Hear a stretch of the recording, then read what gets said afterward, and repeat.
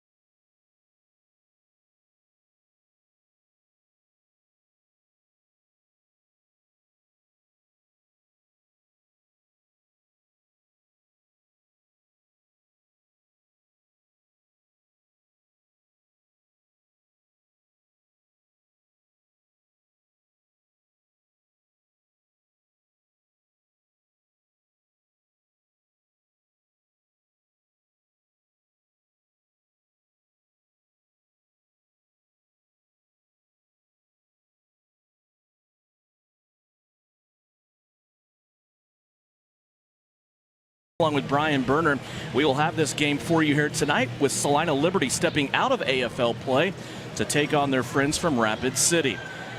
Cedar Rapids. This game was kind of a last-minute deal, right? Yeah. I mean, they were going through, and the unfortunate news with West Texas, as we're watching the coin toss go on now, was, very unfortunate. So close to the finish line, and they folded up shop and then kind of left an open date there. I think what made sense to everybody on the outside looking in was this would be a Nashville fill-in. Nashville had a bye week this week. They were a game short. It would do nothing but benefit Nashville in the standings to come play a game against Salina. Salina has already been to Nashville this year, so it would be a return trip. But from what we understand, the Nashville Cats had dispersed. They had gone home and all taking care of family things and things like that, using the bye week to their benefit, just unable to get everybody back in to get a game here today. So it is the River Kings coming in from Cedar Rapids that will fill that void tonight. And they were a team that's not unfamiliar with indoor football and even the AFL this season. Yeah, they are members of, I believe it's the Alliance of Indoor Football. And earlier this season, when, I don't remember which team it was, well, I guess it was, I don't know if it was Iowa. It wasn't Iowa. Another team folded. Somebody couldn't make the trip to Southwest Kansas. The Cedar Rapids team filled in, so they went out. So, yes, they are familiar with AFL. A little bit of a slight rule change. The AIF, kind of like the CIF used to, allowed 2 men in motion. AFL does not, so Cedar Rapids will be forced to adjust their game plan a little bit when it comes to the offensive scheme, but it's going to be interesting to see. Right now, you would looking, when you just look at warm-ups, you think potentially Cedar Rapids could be a little bit outmanned tonight, but you always have to play the full 60 minutes. This game, a lot of internal talks, I know, with the team just on the outside looking in, whether they should have a game or not. Of course, the first thing with the Liberty is always to serve the fans and also to get the players on the field. There are some players that tonight will have their time to shine. There will also be some players that we know are cemented in the Liberty roster that won't see the field tonight. A couple of them in street clothes, like Tracy Brooks. Tracy's had a good last couple of games. He is at the point in the season where the stretch is right around the corner. That begins next week at with Billings coming into town, and Tracy Brooks taking a break here tonight. Also, defensive back Eric McIntosh will be inactive tonight. Dontre Matthews not available tonight either. I think that might do it to start the game. We will see, though, what Coach Ron O'Neill wants to do. And I know for a fact one thing Coach O'Neill and his coaching staff will do is move a lot of players around in positions to see what their flexibility and what their kind of scope of being multi-position players will be in this game. Yeah, end result, regardless of the outcome of this, Salina wins this weekend with a 2-0 forfeit. You want to get out of this, make those adjustments so you get ready for that Billings game next week. Most of all, get out of here without any injuries. Aiden Johnson kicks it off for the Liberty. It's his first game here in Tony's Pizza Event Center with the Liberty. Joined the team last week for a game in which he played very well inside the Park City Arena against the Wichita Regulators. And right away on the return is Robert Majors as he takes the ball off the net from the kick from Aiden Johnson, and a nice tackle on the special teams there by committee for the Liberty. So right away we're going to see some flexibility here with some of these Liberty guys. We're going to see, for example, Aleki Tapa, who has been playing offensive line exclusively over the last 2 games. He's going to come back out and he's going to help that defensive line. Also on defense, we are going to see Jamario Benson. Jamario Benson is a holder on kicks. He has played quarterback, actually started a game where he won here 2 weeks ago. He has also played running back last week at Wichita. Jamario Benson, you will see on the near side of your screen. He is number 9. He will be playing defensive back. Now, as I say that, he will switch and go to the other side. Also, Kyle Chandler, a defensive back, wearing number 4 in this game for the first time in a Liberty uniform. Here's the read option run. That one just took way too long. And there's Henry Kellogg there to end of the day. And that carry for Adam Lunderman, who took the carry. And that's going to be a loss of about 3 yards for Cedar Rapids. Lunderman's a big guy. They have him listed as a linebacker. But what is really, when you look at it, a really short roster for Cedar Rapids, have him at a fullback position here on offense. Jeffrey Legree is the quarterback. He is a guy that's had some experience nearby in Wichita with the Wild back in the day. He's bounced around in indoor football. This is his first game, and he has this ball go off the hands of his intended receiver on the near side wall, and it'll bring up 3rd down and 13. Other guys on that Liberty defense we want to talk about, Shy Hill. He's wearing number 15 right now, lined up on the defensive end spot on the left-hand side. Shy Hill in his second game now with the Liberty. He joins Tapa and Kellogg on that defensive line. Also Ja'Cory Sullivan, who we saw really excel last week at wide receiver for the Liberty. He is in there at linebacker along with Travis Taylor, who tonight is wearing number 17. Then it's Benson, along with the aforementioned Kyle Chandler and Freddie McGee, who has had 5 interceptions in the last 2 games, wearing number 5 for the Liberty. 3rd down and 13. And the time has ran out here on the clock. And it's going to be a penalty flag, I assume, here on the River Kings. And it is a delay of game. 5-yard Back judge, 3rd down. the officials coming in and maybe logistically trying to inform Cedar Rapids where the play clocks are at. There's an LED play clock illuminated in red at each end. Yeah, Jeff Legree is not wanting to kind of agree with that call. He thought the time should have been reset. But now the whistle is blown and the arm is waved, and that play clock is now running as Cedar Rapids gets the play call from their head coach and gets into the huddle.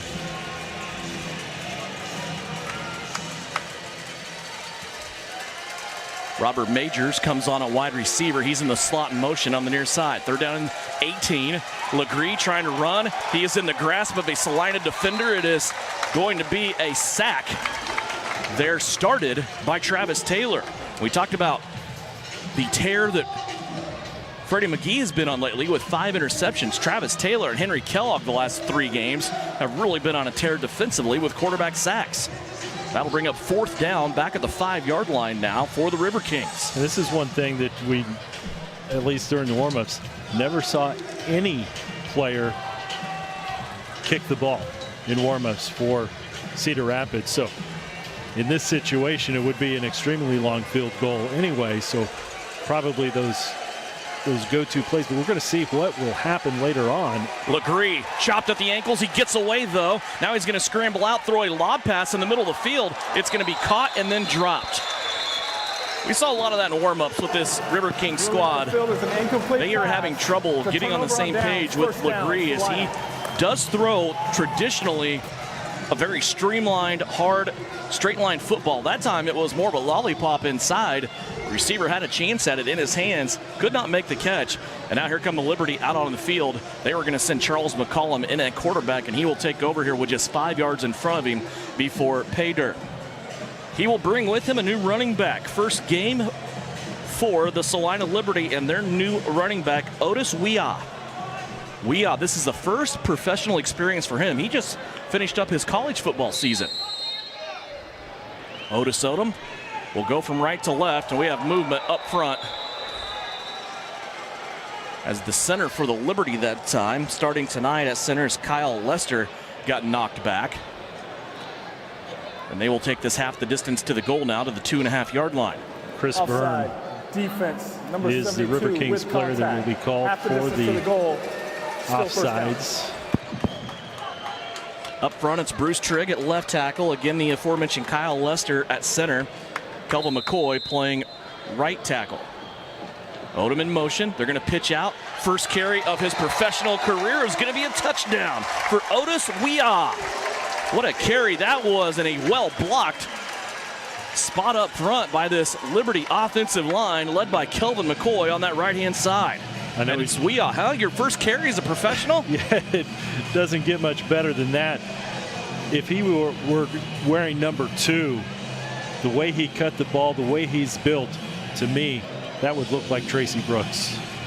So that'll bring on Aiden Johnson. Johnson a week ago in Wichita, perfect on point afters. He also had a deuce on a kickoff, which means that when in the narrow opening, they're just like a field goal, but it's on a kickoff that you're awarded 2 points for. Nearly had 2 of those. Had another one hit the crossbar down low. So Johnson on, he's going to be kicking here.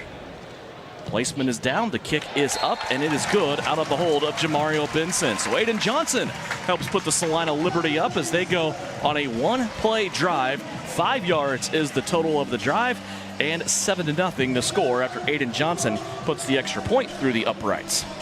Look back to that incomplete pass on the 4th down the Cedar Rapids had. I think had the ball been intercepted, they would have been in much better position. They would have been short of the first down, which would have put the Liberty with the ball just at about their own 22, 23-yard line. But to get in the position they had, first and goal from the 5, you get the penalty, you move it down to the 2.5. 1 play, touchdown, extra point good. Fantastic start now for the Liberty.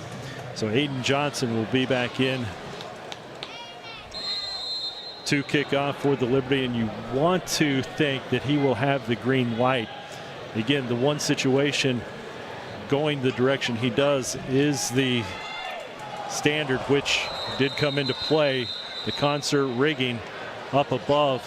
So that ball hit at about where the 10-yard line is, but because it hit the ceiling, first and goal, or first and 10 for Cedar Rapids from the 25-yard line. Yeah, we talk about it all the time in this arena at Tony's Pizza Event Center. This is a building that was built back in the early 70s.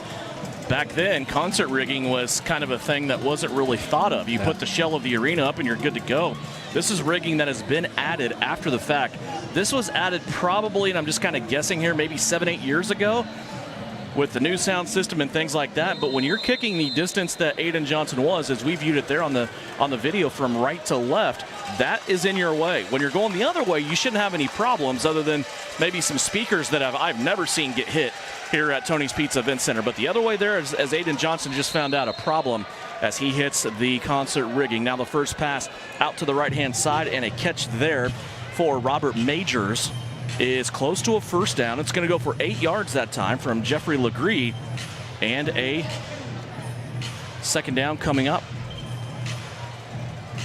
Legree over with his head coach, getting a play. As right now the River Kings looking at a 2nd down and 2. Liberty 17-yard line. Some communication now between receivers trying to get lined up. Play clock down to 3, down to 2, down to 1, and a delay of game. So that'll cost the River Kings 5 yards. And that time it wasn't getting the play in, it was getting the receivers set where they need to be. And as you mentioned, the league they play in has 2 receivers in motion on offense. Tonight playing by AFL rules here in Salina. It's just one receiver in motion, but just trying to get all that balanced out there. They ran out of time once again for their second delay of game. Yeah, you get a quarterback in there also, first game with this team. So there's going to be some confusion early on. We'll see kind of if they get into the routine. Defenders pretty much set the same as they were for the last defensive possession for the Liberty. Ja'Cory Sullivan raises his hand as he claims to be the designated blitzer. And again, it's Henry Kellogg and Travis Taylor teaming up on the quarterback sack. That time, though, Brian, it was started by the newcomer, Shai Hill. So 2 sacks, 3 sacks already for the Liberty. Franchise record 13 a couple games ago. 2 weeks ago, yes. That was a game against Southwest Kansas. Kellogg in that game had a half a dozen just by himself. Travis Taylor right there along with him, as those two were just terrorizing 2 Storm quarterbacks. There are 2 quarterbacks on the roster here tonight for Cedar Rapids. Right now it's Jeffrey Legree in there. Legree turns, hands it off to his big running back coming out of the backfield that time. It's a little sweep to the right-hand side to Antoine Jones. And Jones is going to get part of that sack yardage back, but it's still going to be 4th down and 14. You mentioned a second quarterback, and here he is. Where's number 8? This will be Blake Bartz coming in. You're going to see a lot of bigger defenses, but I don't know if you will see a more athletic defense than what the Salina Liberty team has. Tapa, Kellogg, Hill up front. Man in motion on the left-hand side. Here's Bartz, wants to get rid of it, has a receiver over near the wall and a big cushion over there provided by Liberty defensive back Kyle Chandler. The catch is going to be made, but short of the sticks, and that'll be another turnover on downs here. Will McGowan made the catch that time for the River Kings. It brings us to our first media timeout. 7:53 left to go here at Tony's Pizza Event Center. The Liberty on the board first. They will have the football also when we come back. 7-0 Liberty over the River Kings. Salina Liberty football brought to you by Salina Medical Aesthetics.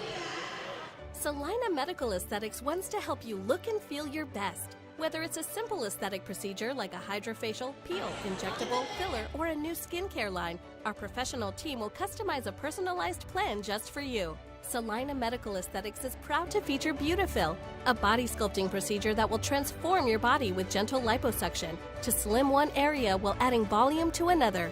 Visit us online or call Salina Medical Aesthetics today to set up your free consultation. For over 30 years, Ryan Roofing has been the area's leader in commercial roofing installation.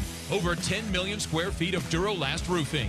Now, Ryan Roofing is expanding their expertise to the residential properties to better serve you and your home. Shingles, windows, siding, and gutters. Call Ryan Roofing in Salina today for a free roof assessment and get the expert advice you need. Ryan Roofing, serving commercial businesses in the area for over 30 years and now working for you on your residential property. Welcome back here to Tony's Pizza Event Center. Early lead here for the Liberty. It's 7-0. Other games going on tonight of interest that involve prospective playoff teams in the AFL. Orlando is in Wichita. The Preds with a big win last week as they knocked off the previously unbeaten Albany Firebirds. And speaking of the Firebirds, they are in Billings tonight to play the Outlaws. That currently is a game of number 1. Albany, number 2, Billings. In the AFL, Salina comes in at number 3 as we enter tonight's action. Interesting time now with just 2 weeks left, including tonight in the regular season. Chuck McCollum back out there at quarterback for the Liberty. He'll send Otis Odom in motion once again.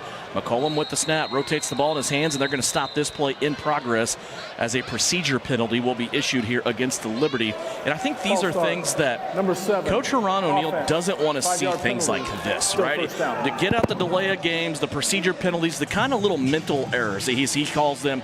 He wants to have a pretty perfect game tonight. Yeah, and I think this is one of those things. Had it been a player that is a first-timer, but when you've got someone that is, at this point of the season, these guys that are still first-year players, they've been with us the entire time. They should have the timing down better than what we just witnessed right there. We are in the backfield again. Otis on the left hip of McCollum. McCollum wants to throw. Wide open receiver out to the right-hand side, and a drop from Ed Smith. He set down after 6 yards, still had some space around him, but dropped the football. That'll bring up now 2nd down and 15 for the Liberty on their second drive of the game. Not a bad thrown ball. I think it's one of those things that Ed was just too wide open. Had time to really think about it. You think of those crucial catches that he has when he's in traffic. Usually does an outstanding job. McCollum played last week, came into the game midway through the second quarter against Wichita. Here's another pass. He goes right back to Fast Ed. Fast Ed's going to have it just short of the 25-yard line. It's a gain of 10 and brings up 3rd down and 5. 7:07 left to go here in the first quarter from Tony's Pizza Event Center. Glad you could join us. Liberty wearing their white tops. It is their road uniforms usually, but the River Kings came in with their black jerseys, all black tonight. Not exactly the River King jerseys. Iowa Rampage jerseys. Yeah. Must have got it on a clearance sale somewhere. 3rd down and 5. Here's McCollum looking left the whole time. Throws it over the top of Demarius Washington. That ball fell over the top of Washington, but short of Otis Odom. And neither one of them really had a shot at it, so that'll bring up 4th down and 4. So Andrew Jackson comes in, back with the Liberty. His first game with them this season. First action in over a year for Jackson. And just really couldn't quite get things going for Salina's offense a week ago. McCollum comes in, previously hurt, banged up. He saves the day for Salina and ends up really engineering a really good offensive game after that. And he gets the start again here tonight. McCollum on 4th and 5. Back to the middle of the field. There's Odom. He catches it out in front of the pads at the 15-yard line. Brought down there. First down at the 14 for the Liberty. Your thoughts on the quarterback situation right now? Of course, you always have Jamario Benson that you can go to as well. Yeah, I think as long as McCollum has the ability to play through whatever pain is there, I don't see an issue with it. I like Benson. I like what he did, his mobility. I know there are some flaws there. Andrew Jackson comes in. I think the one glowing thing is these other two quarterbacks work a lot out of the shotgun. Jackson, as you said last week, was primarily under center. First down here at the 14. McCollum will send Otis Odom in motion. He'll pitch out to Weah. And he is going to shake a tackle at the 11. Backpedal his way all the way to the 5. And I know Ron O'Neal, once he got Weah into practice, he really liked the way he played. I could just see it on his face when he told me Tuesday at the coaches show about Weah, and he really, really likes him. And how many times on an offense do you have two guys named Otis, right? Yeah, well, and how many times do you have two guys on the roster that have the ability to run through people like Weah and Tracy Brooks do? 10-yard gain there, another first down for the Liberty. McCollum bobbled the snap, but he still gets it to Otis Weah, and a little cut back to the middle after starting out left. Otis Weah having a successful debut in pro football here in the indoor ranks. So he gets his second touchdown of the night. 3 carries, 2 touchdowns. Good start there for the newbie. Tell you what, the kid looks pretty excited to be doing what he's doing. The love of the game that these guys have to be in here to sacrifice what they do. It's exciting to see a young player step in as if he's been here all his life. Credit that offensive line, though. The leadership that they provide, especially when you look at a person like Kelvin McCoy, who really takes everybody under his wings. Mario Benson gets the snap from McCoy down.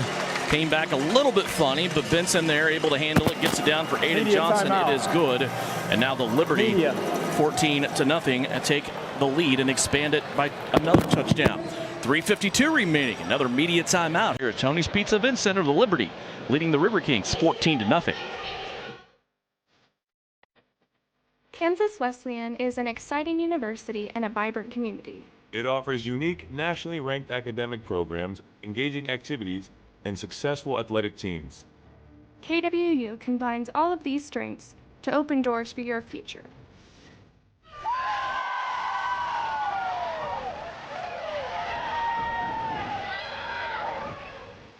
Learn more today at kwu.edu. There's a career for people on a mission. There's something for people who want more than a job, for those who have purpose, for those who want to meet challenges head on. A career for those who want to serve others and protect the innocent. For those who have high standards and want to be held accountable. This uniform, this badge, is earned. Visit khpjobs.org to learn more. Here's the kick by Johnson out of the break. It's going to be a little bit of trouble in the end zone that time for the River Kings, but then bringing it out to, looks like they're going to spot this at about the 13-yard line there, as Ronnie Johnson brought it out for Cedar Rapids. Third possession for Cedar Rapids. They come back out on the field. They have not had good field position in 2 of their 3 possessions. This time they're going to start back at the 12, it looks like, as Ja'Cory Sullivan down there on special teams. Blake Bartz continues now at quarterback. He came in to relieve Jeffrey Legree. 14-0 Liberty. Liberty will be back at home next week as they kind of look around the corner to the Billings Outlaws coming in. The number 2 seed will definitely be up for grabs in that game. Here's Bartz looking to the right, has a receiver that is wide open. Goodness, a lot of space that time around Will McGowan as he is able to catch it and dance it up the field for a first down at the 25-yard line. Gain of 13 on the play as nobody that time on Will McGowan coverage-wise. Yeah, Kyle Chandler, first game in, steps up with that tackle. Every time I think of Kyle Chandler, I sent that to you the other day, I think of Friday Night Lights. Yeah. Kyle Chandler, the actor, played the head coach.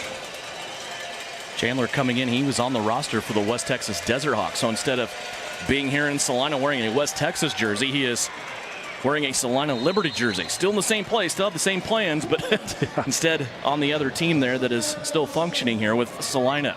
Makes for a shorter drive home. Yeah. Be interesting to see where a lot of those guys end up. I know that West Texas was talented.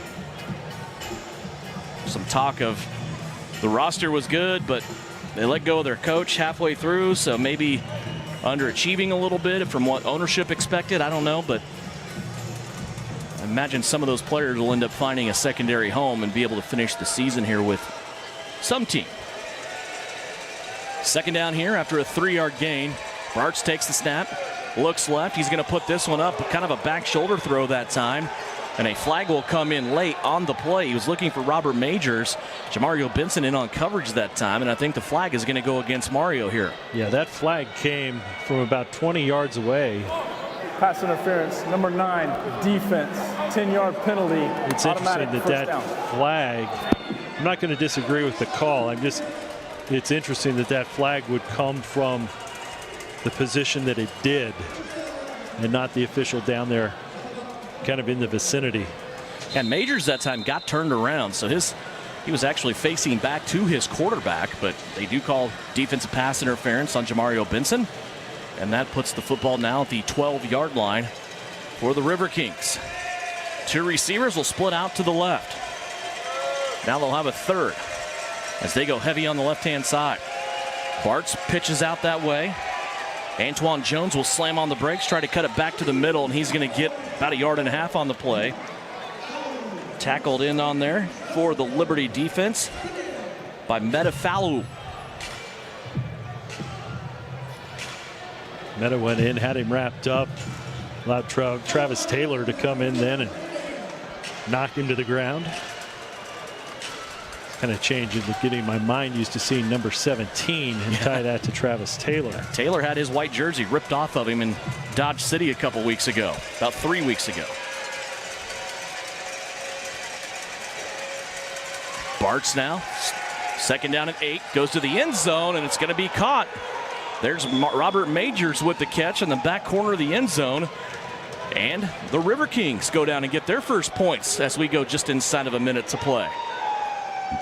Now here's where the situation, without a kicker, they're going to be going 4-2. So they do have the option of 2, 3, or 4. So they will go ahead and go for the 2-point.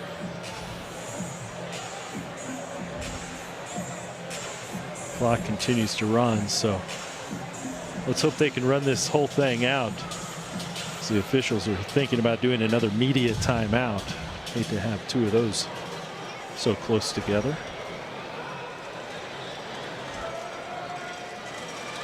A little bit of difference between play clock and game clock. Play clock ahead. So they're going to have to get this done here. Flags will fly on the play. A little sidearm pass over.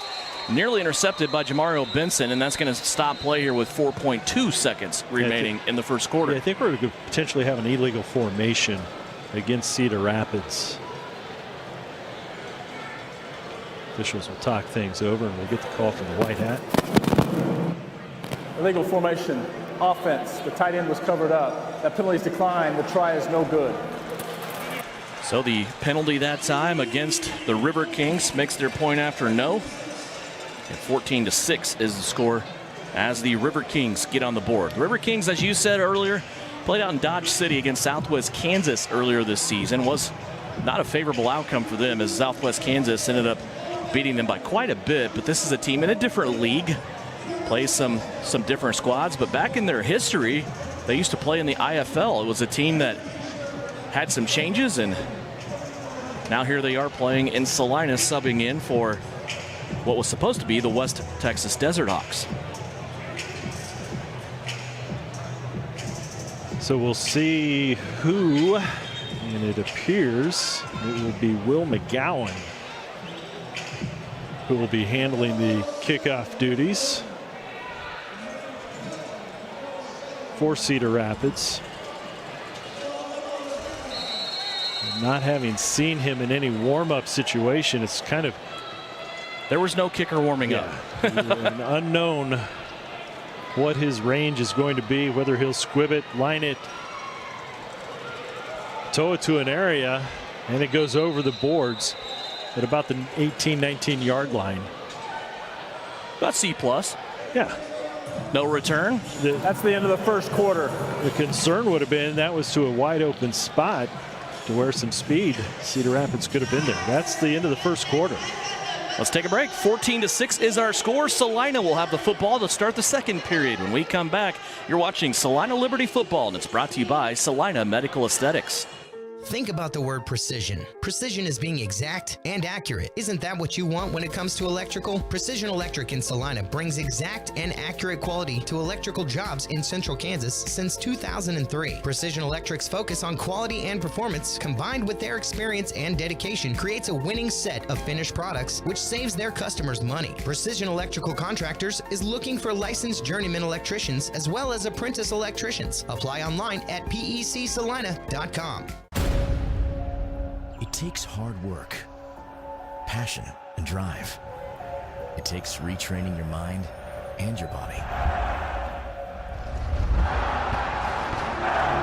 But once you do, you can't be stopped.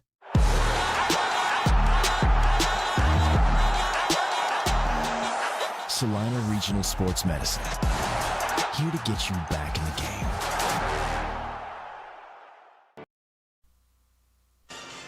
Welcome back here, Tony's Pizza Event Center in Salina. Devin Haney along with Brian Berner. 14-6 is our score. Salina leading over their guest for the evening, the Cedar Rapids River Kings.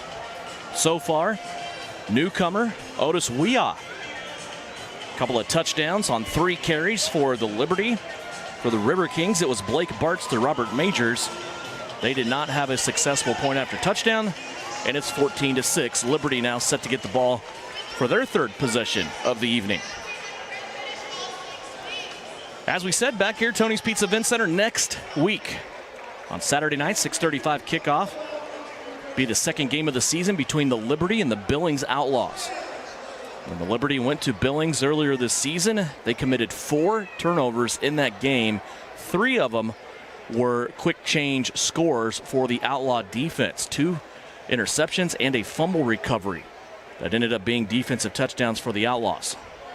Be interesting to see how these two stack up again. And as we also talked about, could be some movement at stake in that game for the winner to move up in the top 3.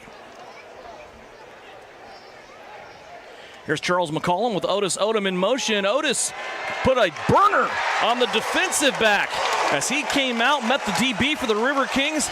Juke left, went right, and he was wide open, and it's a strike for the Liberty. Charles McCollum to Otis Odom for 32 yards. 007 was just able to get free. Really was just pretty much a straight route. Had his man beat by about 4 or 5 yards. Turned around and just brought it in as he was falling backwards for the touchdown. Second one-play drive for the Liberty so far here in this first half. Point after pending after the snap from Southpaw center Kelvin McCoy back to Jamario Benson. Kick by Aiden Johnson is up and good. Johnson came in. His affiliation with Salina was with Coach Sean King. Sean King comes in, gets an alliance going here with Ron O'Neill. Those two start working together with Coach King joining the coaching staff. Knowing that Coach O was not happy with the special teams situation, Coach King says, you know, I know a guy from San Diego. Played for me out there. We should give him a call. Insert Aiden Johnson last week against Wichita. And now in his second game here, his first game at Tony's Pizza Event Center. So far, things good. Yeah, and in this indoor game, the room for error really with special teams and kickers is just, it's such a fine line. With these nets, the goal, you want to be able to put the ball off that net, create some chaos. If it hits the net, get that bounce, hits the bottom of the net where you've got the metal frame, you don't know how that's going to bounce, so it just creates some uncertainty for that receiving team. Johnson 5'9", 170, Brian. He's not a big guy, but boy, he has a powerful leg. Yeah, it's been fun to kind of watch him. You know, you guys built him up. I didn't get to see him last week, but here's a great opportunity, and boom, there it is. Straight down the middle. You cannot draw dead center any better than what Aiden Johnson did there. Not only was it centered left to right, it was centered top to bottom, and a two-pointer. Another deuce for Aiden Johnson. It's his second one for the Liberty. Had one last week in Wichita, nearly had 2 last week. But he got one against the Regulators. Now he gets one here, and 2 bonus points, if you will, for the Liberty kicker. Yeah, not only you get the 2 points, you also put the team back to start at the 5-yard line, so you push them back. You know, it's a great kicker is such a win-win situation, and to see it in such a small package, he does a great job. But as you said, it's multifaceted, right? Yeah. Not only is it point after touchdowns, which are so important, but getting that, just, you know, unplanned 2 points. And then not only that, but then creating chaos off the nets if you don't get the 2-pointer. Yeah, that's the thing. In the CIF, a kicker with a strong leg like that really was a disadvantage because they weren't allowed to kick the ball and push it downfield as hard on the kickoffs. Where now with the nets, you can just let it all out. And with the accuracy, you get rewarded for it. River Kings from their own 5. Here is a pump fake by Bartz. He was taken down in the end zone. Still completed the pass out to the right-hand side, and this is going to be a gain of about 8 yards for the River Kings. Coming up with the catch that time was Christian Cavanis. Listed as a running back, out there that time as a receiver. Made a nice catch, advanced it up the field, got a gain of 8. Second down and 2 coming up. Yeah, and really he gained a couple extra yards as Salina was trying to fight to rip the ball loose. He just kind of kept falling backwards and was able to get himself out to the 14-yard line. Give him 9 actually on that play as they put it down now at the 14-yard line. Second down and 1. So linemen move around here. They get set.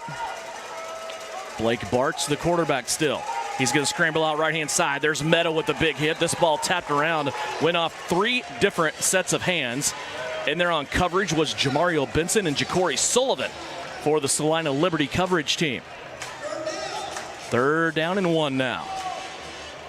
Yeah, third down and 1 against this Liberty defense may not seem as easy as what it should be, right? That's exactly right. A lot of good pressure put back. Bartz felt it that time. He got the pass away, but he still took a pretty good hit. River Kings need to advance it across the 15-yard line to keep this drive alive. Of course, they have 2 plays to do it. Bartz has an extra man in front of him, an extra blocker. He wants to throw on 3rd and 1. Little pump fake, flag on the play. Bartz hit as he throws. It's a jump ball that goes up. It's going to be caught by Majors. Majors came back to get that football, and he's going to get it into the end zone. But there's a flag back there. The River Kings are going down the field. We might have a late hit here on the Liberty defense, or a holding, as Illegal twist. Illegal Defense. twist. That penalty's Neither. I'm declined. wrong on both. Result of the play is a touchdown. Situation that time, Freddie McGee, for everything he has done right so far this season, that time the player came back for Cedar Rapids, made the reception, and McGee just kind of stood there. The great awareness of Cedar Rapids and the receiver. He got up and was able to then go that extra 2 yards to get into the end zone for the touchdown. So great awareness that time by Cedar Rapids rewards them in 6 points. Now, Cedar Rapids has chosen to put the ball at the 5-yard line. End result of this could be 3 points on the point after. So they shade it to the left hash at the 5. Trying to get some extra points here on this point after. That last play, by the way, 31 yards. Bartz to Majors. That's the second time they have hooked up in this game. Here's a fake pitch out, right-hand side. Offensive lineman eligible, and he could not hang on and dropped the football. So that point after is no good. It's nice play design by Cedar Rapids. They had Christopher Thigpen, the offensive lineman, as the eligible receiver on the left end. He just kind of went and was left unattended. All of the extra effort kind of went over to the right side of the field. Unfortunately, as he spun around, couldn't quite get those big mitts all around that football. Mentally in this game, Brian, you're coming in, you're the Liberty. I'm not going to say it's a bye week. It's just not that's not the case. There's a football game going on here with a team from Cedar Rapids that is excited to be here. But there are some things that are moving around, and just you kind of already know, like you said, it's a forfeit win in the standings. Liberty, doesn't matter what happens here tonight. They go to 6-2. Just mentally, is it a challenge to get up for something like this? Is it still football between the walls? What do you think about that? I think you can look at it a number of different ways. One, yeah, they're coming in. They've already won the important thing. That's the 2-0 forfeit as far as the AFL standings goes. What I think you could look at is this. Do you take this as an opportunity to play situational football?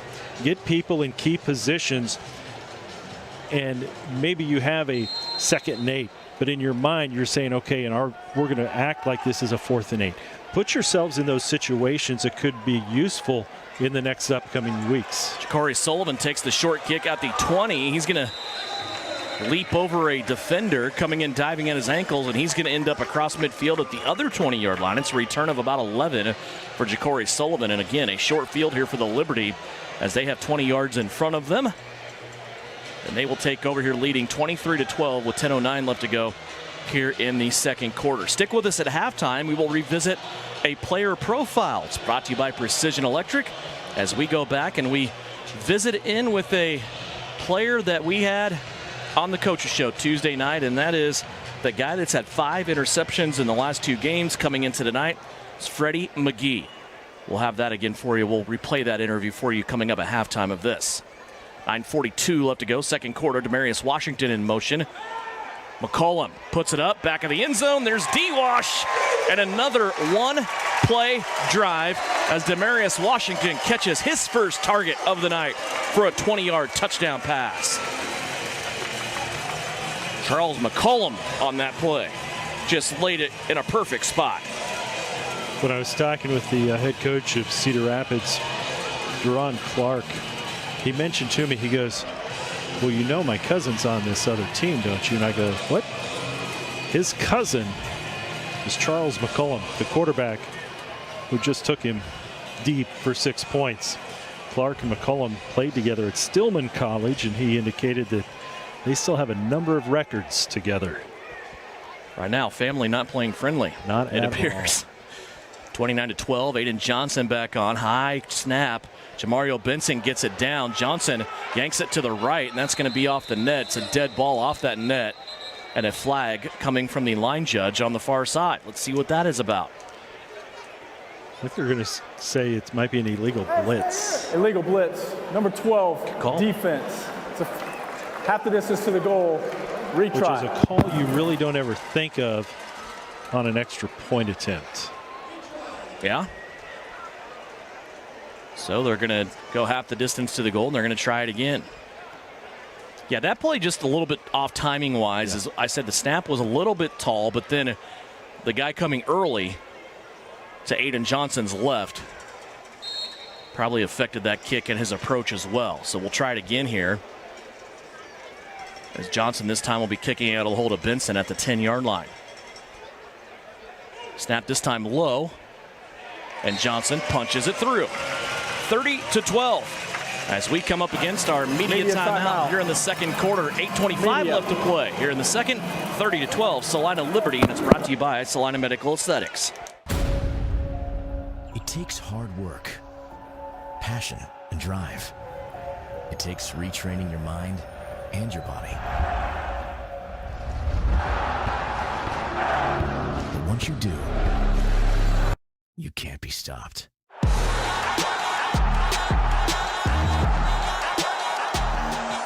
Salina Regional Sports Medicine, here to get you back in the game.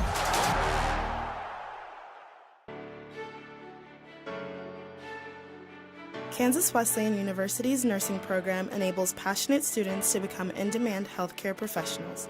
Our $5 million nursing education center features simulation rooms and state-of-the-art equipment that our faculty use to develop students' skills. With several clinical opportunities in our community, Kansas Wesleyan University is the clear choice to start your nursing career. Learn more today at kw.edu.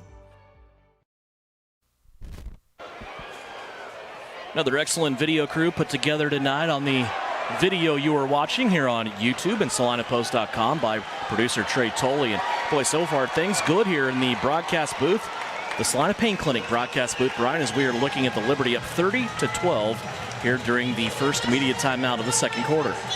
And a lot of fast scoring opportunities for Salina. I think the longest drive they had was maybe 3 plays. Yeah, yep. Yeah, so far in this game, 4 touchdowns. 3 of those drives have been one-play drives.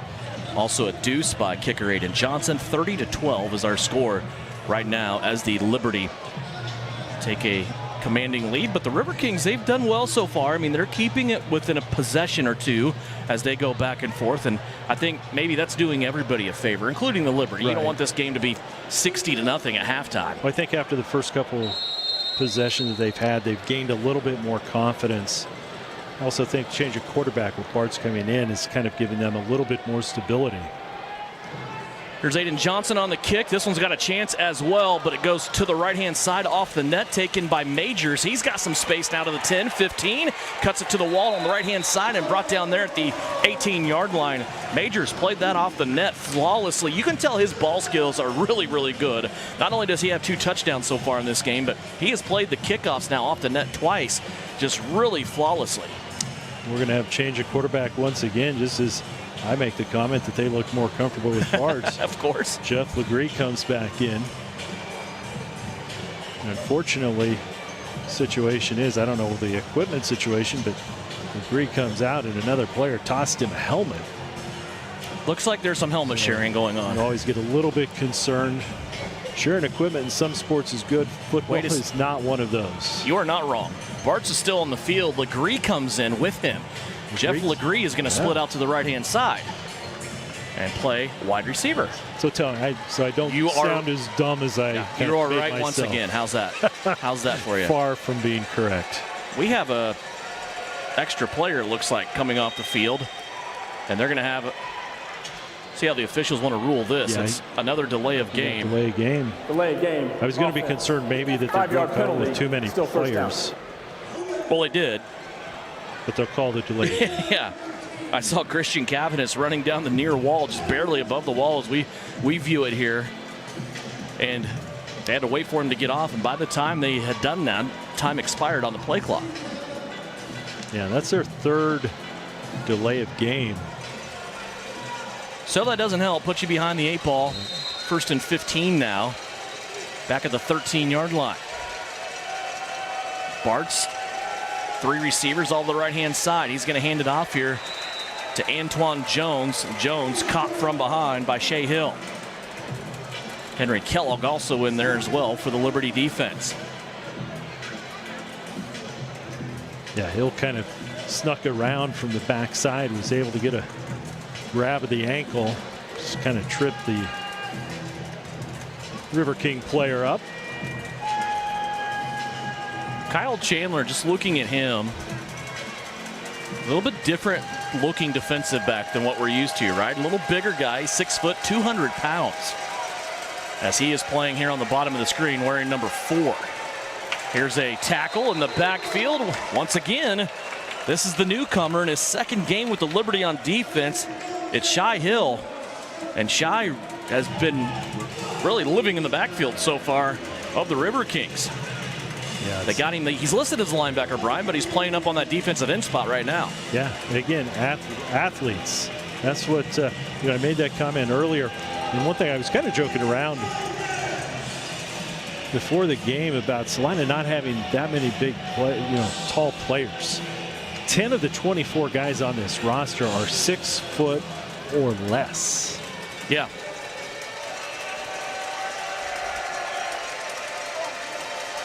Majors in motion. Bart's back to throw. A lot of activity around his knees. He's going to go down. And a pass completed to the right-hand side to Jeff Legree. He'll get back across the original line of scrimmage, pick up about 12 yards, and that will bring up 4th down for this Cedar Rapids offense. Put the football down at the 22. Pressure once again, but Bart's really seems to be kind of unfazed with the rush coming in on him. He does a nice job. Yeah, and Jeff Legree did a good job of getting that ball. Able to fight for a couple extra yards. They put it at the 22-yard line. Go inside 5 minutes left to go here, second quarter. 4th down, a big one here for the River Kings. 4th and about 6. In motion comes Will McGowan. They'll fire it off to the left-hand side to Majors. It goes between his gloves, and then incomplete is the call. That ball up there in question that time between Legree and also Chandler for the Liberty defense, and the ball eventually called incomplete and a turnover on downs for the River Kings. So Salina will come out. They'll take over here at midfield with 4:39 left to go in the second quarter. So again, good field position for Salina. We'll see how long the offense can stay out on the field.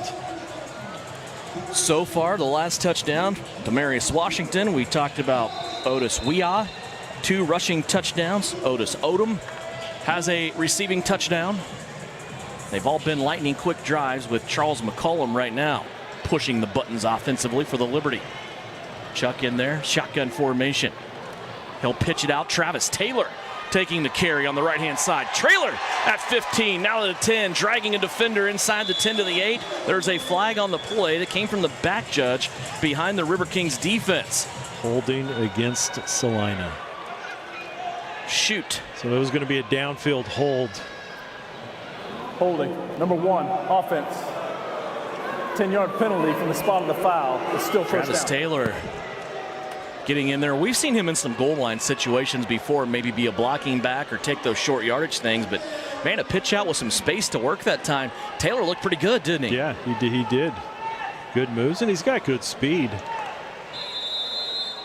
He'll stay in there. On the right hip of McCollum, who is in the shotgun. Demarius Washington by himself on the left-hand side. Odom and Fast Ed to the right. McCollum wants to pass, targeting Fast Ed. Back of the end zone, has it. Fast Ed Smith Jr. in the back of the end zone. And after the penalty on the first play, it is yet again another one-play drive. That time, Fast Ed was able to go up, just get up in the air and up over McCollum, who is in the David, shotgun. who is back defending, was able to hit that ball at the arc, bring it down. And again, Ed dropped one earlier. He was wide open. This is typical Ed. Tough catch opportunities are when you see Ed Smith really stand out. So Charles McCollum now with 3 touchdown passes to 3 different receivers. Johnson on for the extra point, and his point after kick is up and good as we are close to the 3-minute mark. 3:08 left to go as the Liberty extend their lead 37-12. 5 of 5 on extra points right now for Aiden Johnson.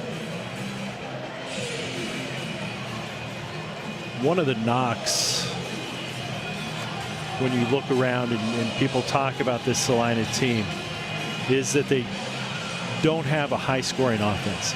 They don't put up enough points. Their defense is what wins ball games.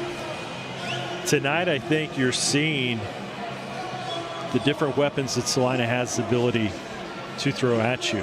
Granted, it's a team that's coming in, playing at the last minute from what is a lower division, but at the same time, it's all the execution.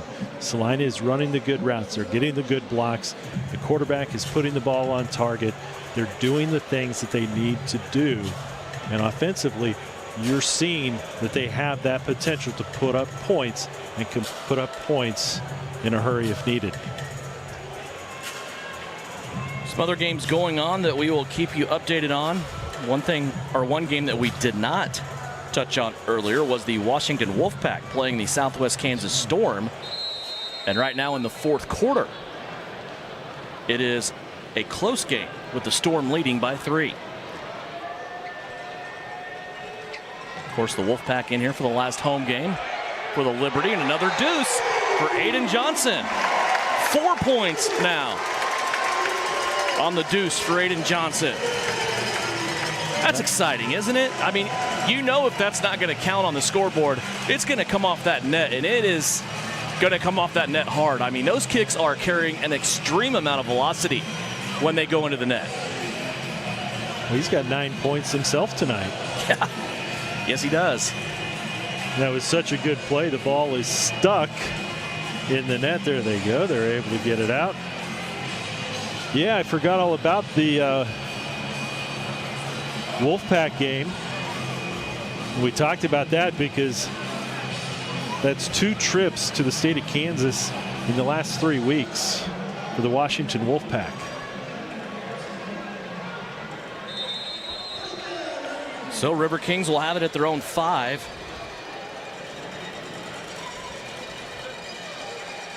.253 left to go here before halftime. Again, Freddie McGee coming up at halftime on a Precision Electric player profile.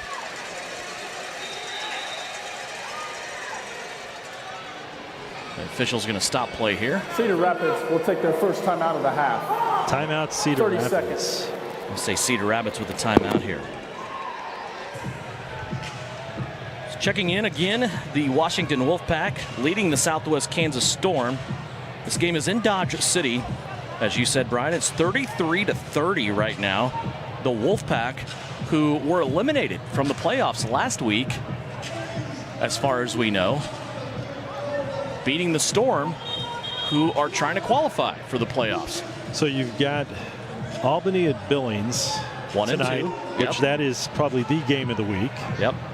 And that was scheduled for a 7 o'clock kickoff, so they're just underway. Washington at Southwest Kansas, that is the uniform game of the week. Yes, it is.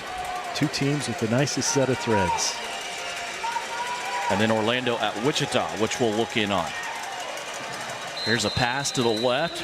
Again, it's Jeffrey Legree who has caught it in front of Jamario Benson. That is a gain of about 7.5. The Orlando Predators in Wichita. Looks like it is halftime just now in Wichita. Orlando leading the Regulators 30-12. So Orlando taking care of business there. And they had the big win, right? They had the win of the week last week as they went into Albany and beat Albany, giving the Firebirds their first loss of the season. And I think the first time they played, it was an overtime game. Yes. Very high scoring game. 2 minutes left to go here. There's a handoff to the running back, Antoine Jones coming through. Henry Kellogg jumps on board for a ride as they fall ahead for a couple of yards. That'll bring up 3rd down and short here for the River Kings.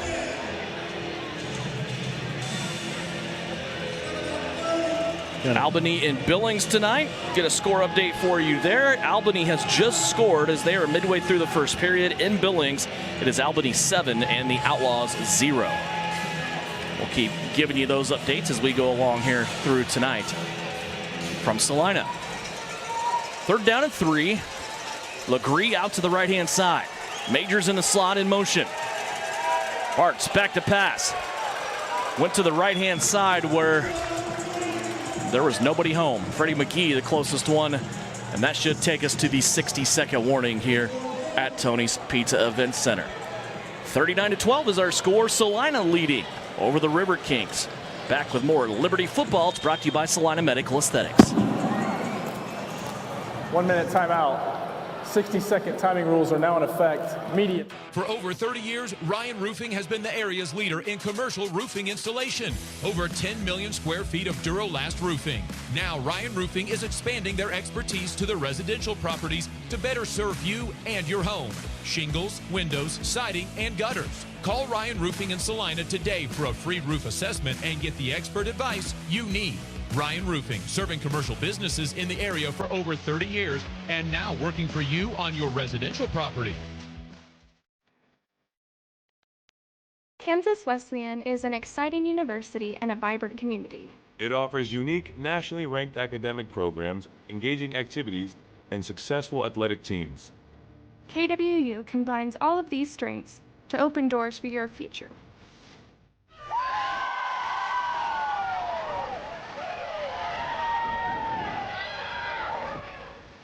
Learn more today at kwu.edu.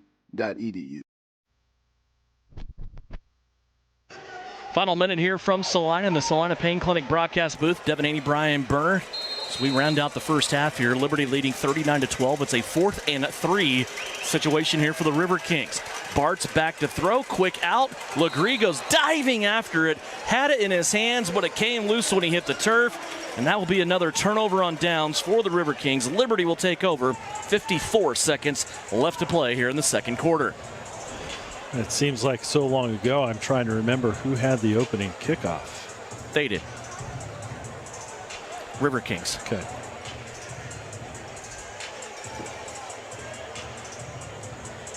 So Salina in a position here to at least double up, but they haven't taken near 54 seconds to score all night. 4 one-play drives so far for the Liberty. Kelvin McCoy and company still out there. Trigg on that offensive line, as well as Kyle Lester, who's playing center tonight. He has moved Kelvin McCoy over to right tackle. Charles McCollum's played quarterback the entire way so far. He will have Travis Taylor in the running back spot with him once again. Demarius Washington goes in motion. Little flag route out here to Fast Ed, and it's going to be whistled dead. Yeah, it was kind of at the feet of Ed Smith. Thank you very much. Stops the clock with 51.5 seconds left to play.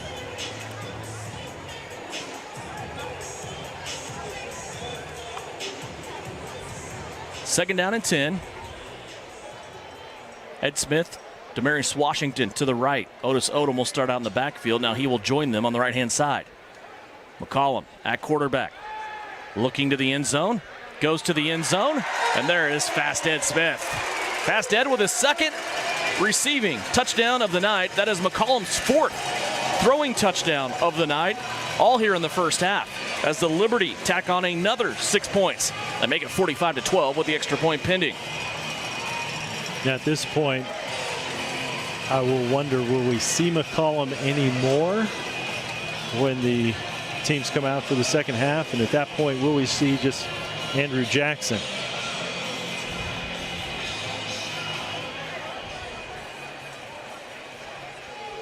Aiden Johnson in to add to his point total. Can he reach double figures?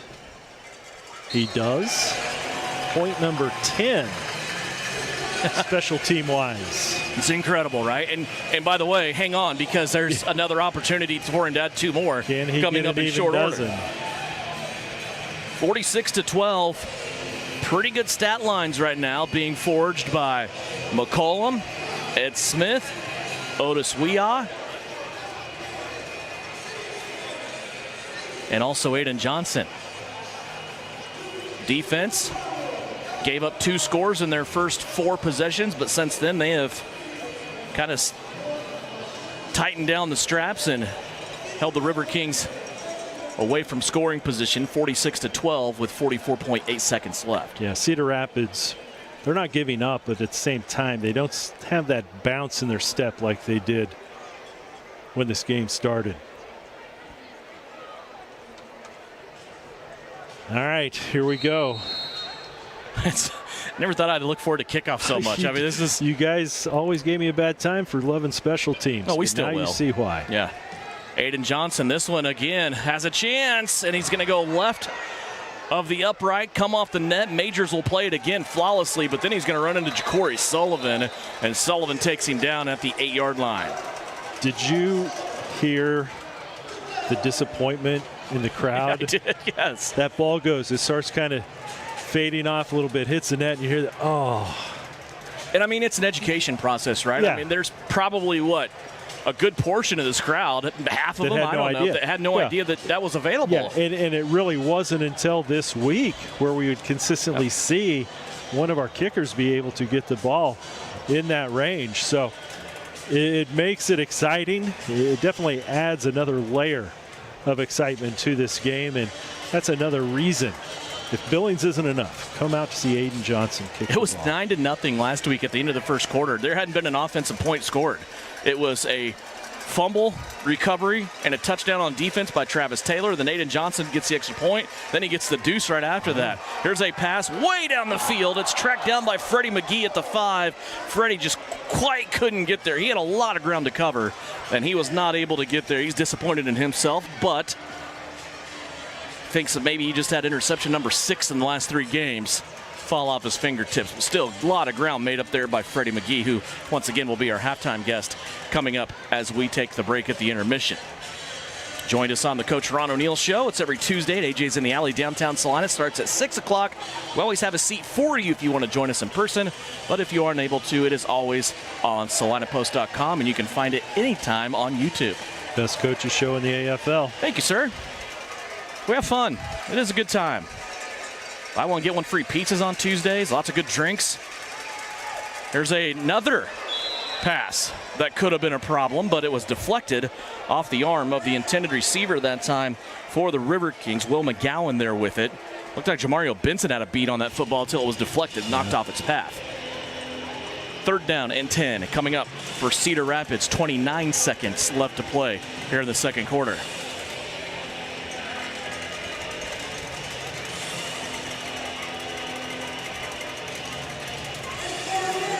I think Jamario Benson's getting excited for next week also. Former Outlaw.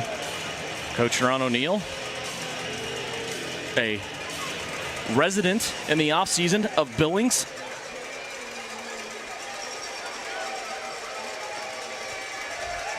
Here's Bartz back to pass, backpedaling. It's going to be intercepted and a flag at the same time. It's going to be turned back the other way by Kyle Chandler. Chandler's going to take it to the end zone, but we have a flag at midfield back at the 24-yard line. Looks like we're going to have pass interference go against Salina. Let's check here. Pass interference, number 5, defense, 10-yard penalty, automatic first down. Freddie McGee tabbed the guilty party there. So it'll be an automatic first down. And in the indoor game, the result of the play penalty goes from the original line of scrimmage. So 18 seconds left. Can't disregard, though, the return that Kyle Chandler had. Yeah. Although it did look like half the guys wearing black stopped. Benefit of the doubt.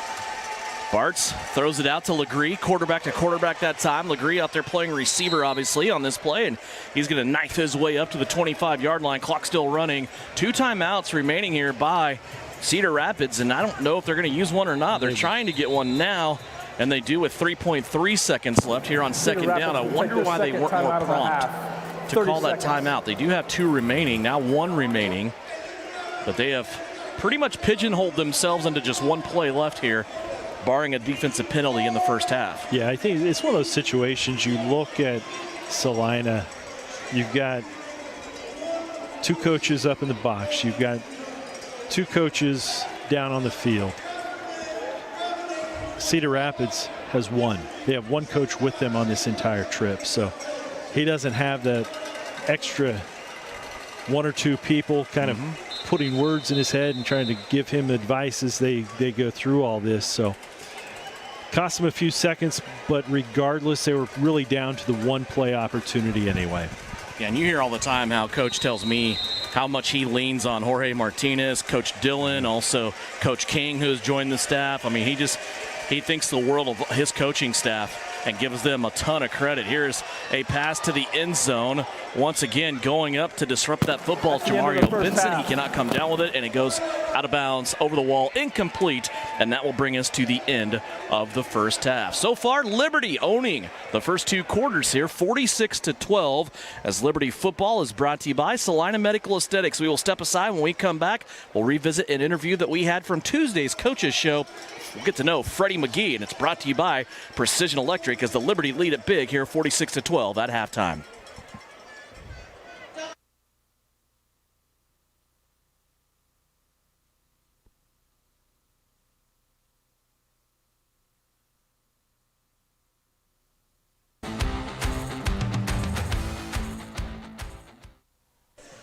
Welcome back to the Coach O Show. We're at AJ's in the Alley, downtown Salina. Every Tuesday, it's buy one, get one free pizzas. You can go anywhere from a 6-inch all the way up to the big boy, 29 inches. We're going to talk to Sam Sellers coming up in segment 3. But right now, we have what is the interception leader in the AFL. How's that feel when I say that, huh? 5 interceptions in the last 2 games, 3 against Wichita, 2 back here at home against Washington a week ago. Freddie McGee, man, you've been on a tear lately, bud. How's it going? I'm blessed, man. That's all I can say. It's man, you're such a blast to watch, and I can't give you a better introduction than what Coach O just gave you. Obviously, he feels really good about you, and coming from a coach that is also a defensive back and doing what he's done, how does that make you feel when your head coach speaks about you like that? You know, it's one thing to have a head coach that played at the pinnacle of football in the NFL, and then there's one thing to have a coach that played my position. So to hear him say that stuff about me, man, I take it for what it's worth. Even in practice when he critiques me, I know that, you know, I got to be a sponge and soak it all in because he's been there where I'm trying to get to. So it means a lot.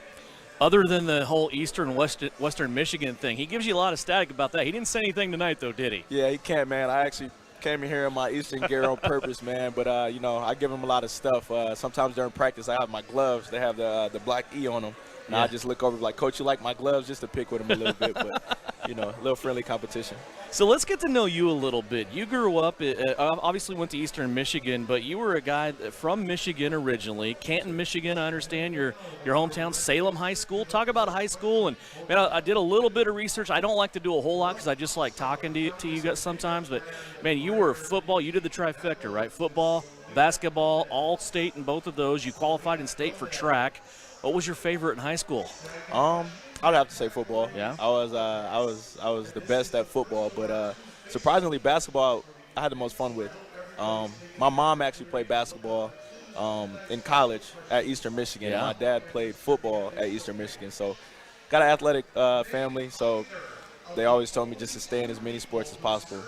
Did you have any decisions coming down the pipe when you're getting ready to finish high school? Were you kind of pulled in some different directions as far as sport or even school, or was it always Eastern Michigan? You were going to go be an Eagle, right? Yeah, it's actually funny. I was actually going to go to Western Michigan. Okay.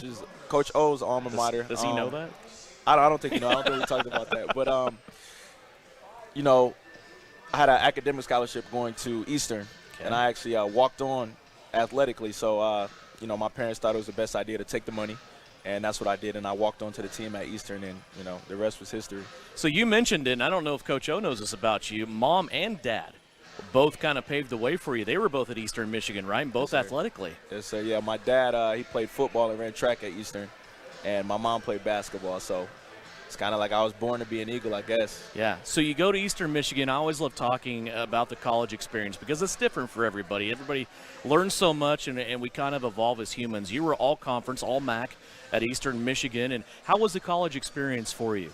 It was cool. It was cool. You know, coming in as a walk-on, I kind of knew I had to have a chip on my shoulder. A lot of those guys, you know, they had scholarships coming out of high school. So, you know, I just knew I had to, you know, start from the bottom, just kind of put my head down and just work my way up. And that's what I did, man. I never had a problem doing that. Just, you know, try to do everything the right way. And I knew, you know, everything would fall into place. So the end of college rolls around. It's always kind of an abrupt ending sometimes athletically for a lot of people because we always know the number one. It's 1% that's going to go on and play professionally. What was it like at the end of college for you and decision-making there? I knew that after my last game, I wanted to pursue the NFL. And I knew that my Coach Creighton always said that everybody that comes through Eastern always had a chance to play in the NFL, and that would be the pro day. So after my last game, I trained for those 3 months for pro day. I did pretty well at my pro day, and drew a couple scouts' attention, but ultimately didn't hear anything on draft day. So it was kind of a disappointing situation, but I stuck with it, and here I am, got some opportunities later on down the road. What attracted you to indoor football? It's a special game, and I don't think people really know it unless they've been around it. It's a different game. I mean, people sit there and they say, well, it's just football, but it's not. I mean, it takes a special individual to play this game. Right. Opportunity, man. Like I said, coming out of college, that after my pro day, I sat down that whole fall of 2022, and I got an opportunity last year in the IFL with the Iowa Barnstormers, and I really didn't know much about indoor football. So, my first game, I was like, wow, this is intense. But I picked it up, man. Everything happens a lot faster. You know what I'm saying? You kind of got to alter the way you play a little bit because it's an offensive game. Everything happens faster, like I just said. And, I'm loving it, though, man. It's definitely, you got to really hone in on your technique and make sure your eyes are right and make sure you're disciplined. And, the small stuff matters because everything's right there. Curious to ask you because you've played both. You see online, you see some of the chatter, some of the chat rooms, and people will say that, well, the IFL is far and away better, the AFL is far and away better. What's your comparison since you've had experience in the IFL and almost a full season now in the AFL? How would you compare the two? Is it just so thin, or are they actually miles apart? Honestly, me personally, I don't think they're that far apart. Obviously, the IFL with the too high motion, that was kind of trickier for me. Just two guys running at the same time. You know, a lot of combo, a lot of switching. But AFL, man, I feel like it's more one-on-one. And I'm loving it. I feel like playing in the IFL last year kind of slowed the game down to play with the one high motion in the AFL. So I'll just put it like that. Fair enough. So when you look at Salina, you get the call right now. I always love asking this question, too, because we know Martinez and how Coach can be. And when you get the call, first thing going through your head's probably where is Salina, right? Sure. And then you find out it's in the middle of America. What attracted you here? And because obviously you had options. You could play a lot of different places. What made you come to the Liberty? Coach O, man, first off, his resume. Like you said, I think it was 63 guys that he moved up to the next level from arena, and ultimately that's my goal, to try to keep moving up and keep climbing the ladder. And he told me his resume, and he just told me a little bit about Salina, and just the people and the ownership group, and I took it for what it's worth, man. It seemed like it'd be like home. He seemed very welcoming with that first conversation, and sure enough, I got here, and everything was exactly what he said it would be. This defense is on a tear. 19 points you've allowed in the last 2 games, which is insane for indoor football. You've had 5 interceptions. You've had guys like Henry Kellogg, Travis Taylor up front that have just kind of put their own Sac Nation on the map, so to speak. Right. Where do you see this team going? I mean, what's ultimate goal is obviously to lift that trophy, but where do you feel like you're at right now defensively? Defensively, man, I feel like, we've had a good last couple games, but one thing about us, we'll never be complacent, we watch the film, learn from it, it's not always all good as it seems, what I mean? We come back to film the next day and see, we got to tighten up here, so, we can go as far as we want to, and I like to say we play complementary football. D-line does their thing, the Jacks and the Mikes, they do their thing, and then the defense, the secondary does their thing. So we all feed off each other, man. If things aren't going the best, we all pick each other up, and we're always looking for ways to get better. What's your favorite thing about Salina so far? Ooh, my favorite thing about Salina, that water park, man. Yeah. I go there probably like twice a week. Just sit back in the lazy river, just chill, especially after the game day. Therapy, right? Yeah. Oh yeah, a little therapy. So it's cool. Those water slides are pretty fast too. Yeah. Kind of scary. So. Yeah, the water parks, man, and I just love the people in Salina, man. It's this is obviously a lot slower paced than what I'm used to, being from Metro Detroit, but the people are welcoming, everybody's nice, they'll greet you, and I like, they recognize us in the community, so I'm glad to be here You know? So, Lions fan? I got to ask that? Lions fan. I was a little upset at how the season ended last year, but we'll be back. You got to be feeling good, though, right? I mean, that was a fun season for Lions fans. Oh, yeah. Lions, the whole state of Michigan was lit last year, man. Yeah. With Michigan winning the Natty and then the Lions going as far as they did, man. It was cool. I missed the draft. You know, the draft was out there this year, so I was out here during the season, but I was looking on my social media. Everybody was outside, so. Oh, man. The whole state of Michigan is pretty lit right now. It's fun times like that. You know, even Kansas City, they were horrible at football for just seemed like forever. Right. And now, of course, things are going well. The Lions are fun to watch. They're probably my favorite team in the NFC right now to keep an eye on just because everything seems like it's so much fun right now for that crowd. Oh, yeah. And they're getting everybody back, too, so for the most part. So I'm excited. Coach O told me to close our interview out like this. He wanted to ask you about that rap battle because he said you guys are butting heads on who won a rap battle here. So he said maybe was he Kendrick or? Yeah, him and my boy Rio were talking about their team Kendrick. I'm not going to speak too much on that right now, but I can say Drake is my GOAT. Yeah. I'm a Drake fan. Okay. That's my GOAT. But I'm not going to speak too much on the beef. Y'all can go listen to all the songs that played into it, and y'all tell me what y'all think. But I'm a Drake fan, so they're giving me some stuff about it. Freddie, a pleasure meeting you. We'll be talking more as time goes on. Of course, we'll be rooting for you, too. Hopefully we get a game in here on Saturday, and we can see you get another couple interceptions and add that to your total as you league the lead as well, right? So Freddie McGee, he is our player profile here, brought to you by Precision Electric as the Coach O Show moves on. We'll have a brief segment here with GM Sam Sellers to round things out, get an update on what's going on and what he knows right now as we have the Coach O Show here at AJ's in the Alley. It's downtown Salina right here on Salina Post.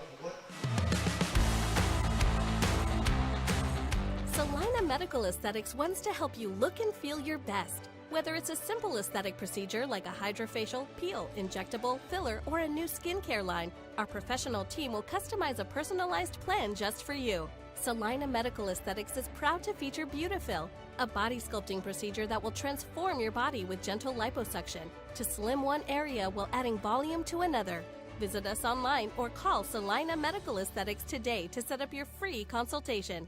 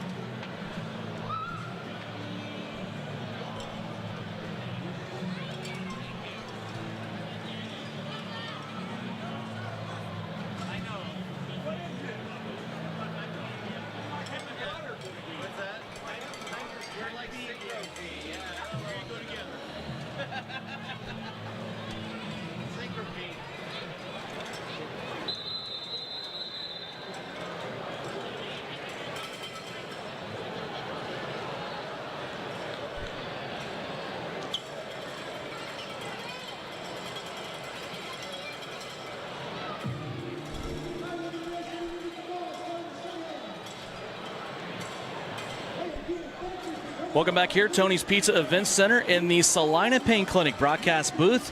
Halftime just about over here. Devin Haney, Brian Berner, 46-12. Salina with a big lead here over the Cedar Rapids River Kings. As we look around the league, there's a very intriguing game going on right now. As Salina comes into this game, they are the 3 seed. The number 1 and number 2s are playing each other tonight. And Billings has just scored a field goal to come within 5 points of Albany. This game going on at the Metroplex in Billings. It is 16-11 right now as Albany leads Billings by 5. That's always a tough place to play. We know from having to drive up there, but first time experience for Albany to head in there. So we'll see how things shape up. Just about ready to start third quarter here. Salina scheduled to get the football back as Cedar Rapids ready to kick it away. It is going to be a short kick. It's going to be taken by Ja'Cory Sullivan at the 15, 20, 25 as he is stalled out at midfield. Now he puts on the accelerator and gets to the wall on the right-hand side and gets to the 20-yard line. So a nice return there by Ja'Cory Sullivan. The more I see him play, the more I become a fan, Brian. He started out here 2 weeks ago.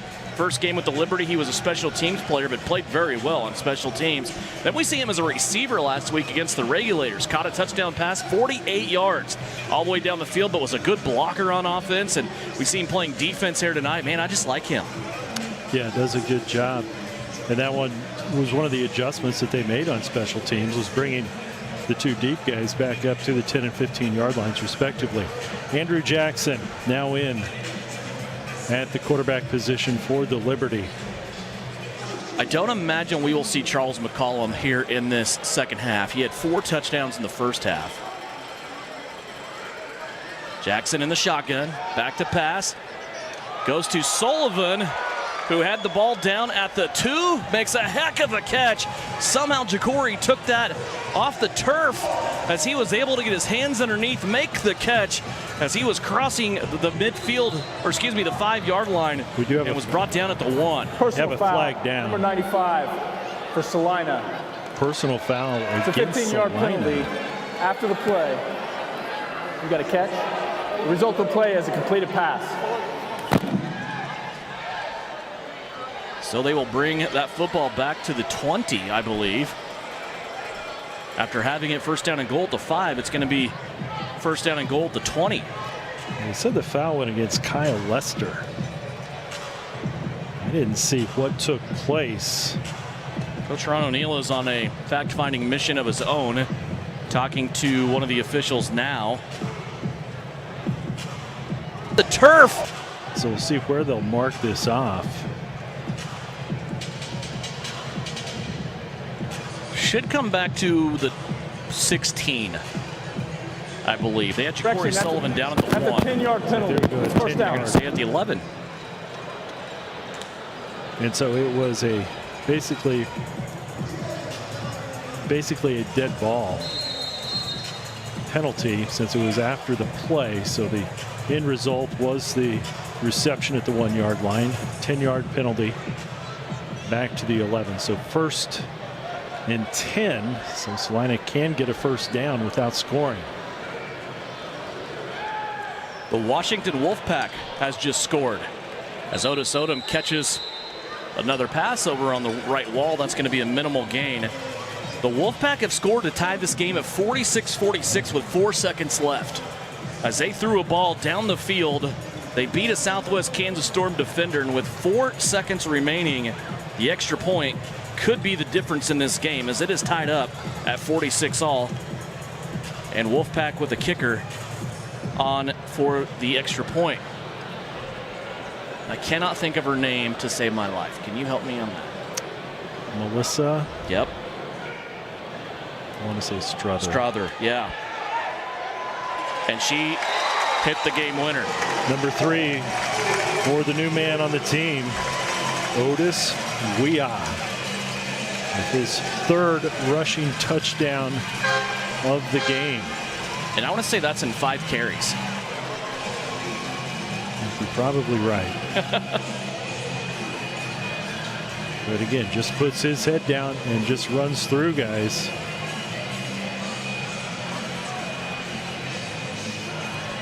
So Otis Weah,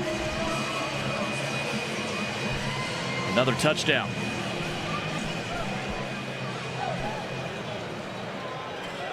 Extra point pending. Aiden Johnson add to his total tonight, already in double figures. And he gets it. Benson puts it down. James Johnson's kick is up and good. So that'll bring us to a 53-12 score. 11 points now on his own for Aiden Johnson.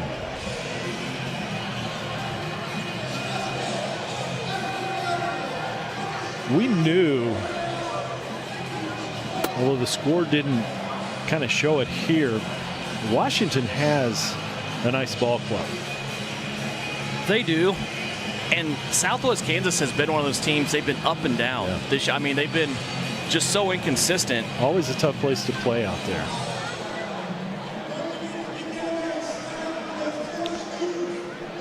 So Southwest Kansas will be getting the ball back as we look in there. As we wait for Aiden Johnson to kick it away here. Liberty with a big lead, 53-12.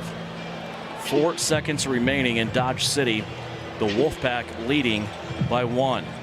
Aiden Johnson with 2 deuces tonight. However, don't hold your breath for a third going this direction. He did hit the concert rigging prior. It's up. And I was wrong. You want to retract that statement? I do. He has gotten it down now to where his kicks are so line drive. I mean, that was, again, centered perfectly. Left to right and top to bottom, centered perfectly. Yeah, we're right at the top of the arena here.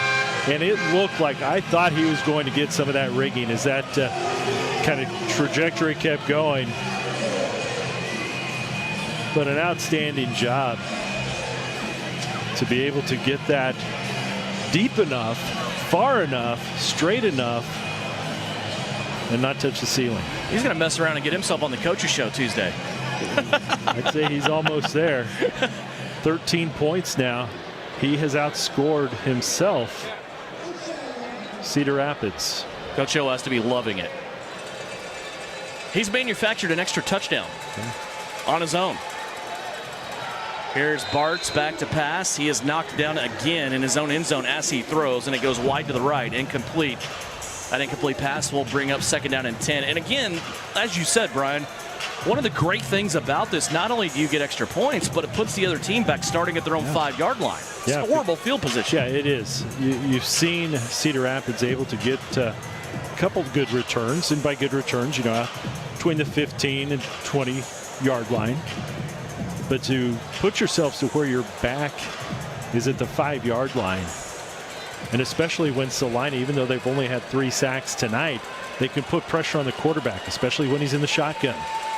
Bartz back to pass, drops the football, it's loose in the end zone, and he's going to go back and collect it at the base of the wall with no space to move. Coming in on him quickly was Travis Taylor, covered by the offense. Also in there for the Liberty, Justin Foster, number 96, and that's going to be a safety for the Liberty. 2 more points unconventionally. And that's a result of field position. So without that deuce and starting at the 5-yard line, that bad snap just becomes a bad snap. Salina is able to capitalize, get 2 additional points. And not only that, now they'll get the ball back. 57-12 our score. It has gone final in Dodge City. The Wolfpack from Washington has beaten the Southwest Kansas Storm 47-46.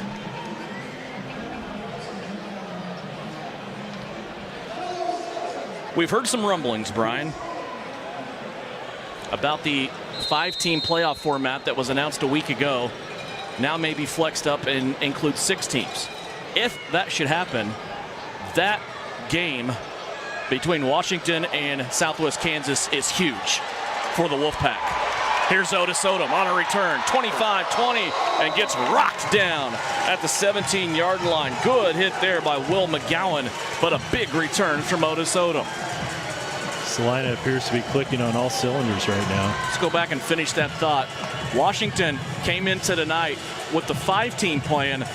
They were eliminated from the playoffs. They get a victory tonight against Southwest Kansas. If they expand that playoff format to 6, that includes the Wolfpack now. Be interesting to see how things shape up. We have one more week of regular season to go. Next week's games, we'll have to kind of look and see what those matchups are going to be. First down and 10 here for the Liberty. Again, a short field, 17-yard line. This snap over the head of Andrew Jackson, and it's going to be a recovery for Cedar Rapids. That one went over the head of Andrew Jackson. He could not recover it, and the first turnover of the game here for the Liberty. And it comes on first down. Hands on the hips of head coach Ron O'Neill. You can't be happy. And do you put that all on the quarterback? You've got to be able to adjust. Andrew Jackson doesn't look comfortable in a shotgun position. He's primarily, throughout his career, has been under center quite a bit. But he has been here a couple weeks to where the practice should have come into play. That's going to be one of the excuses, as you said, that Coach O'Neill is not going to be happy with. Now, can the defense get that ball right back? Bartz, a little read option. Looked like he was a little off kilter there. Shook off the first hit from Shai Hill, but ends up losing a couple of yards as he was running for self-preservation off to the left-hand side. There might be a lot of coaches out there up 57-12 who would kind of just, okay, let's not worry about that. Coach O'Neill and his staff, they're not like that. They want to make sure that they execute to the finest and are refining all the skills necessary. You've got a big game next week, then you get into the playoffs. They want to keep building and building as the season draws to a close. Here's Barnes letting it fly down the field. Freddie McGee, the defensive back, falls down, and it's going to be a touchdown for the River Kings. It's the third touchdown of the night from Blake Bartz to Robert Majors. And it comes with 7:53 left to go here in the third quarter. Again, just a mistake by Salina. Got turned around, fell down, and allowed that extra space for Majors to pull that reception in. Cedar Rapids now will place the ball on the left hash mark at the 5-yard line as they will go for 3.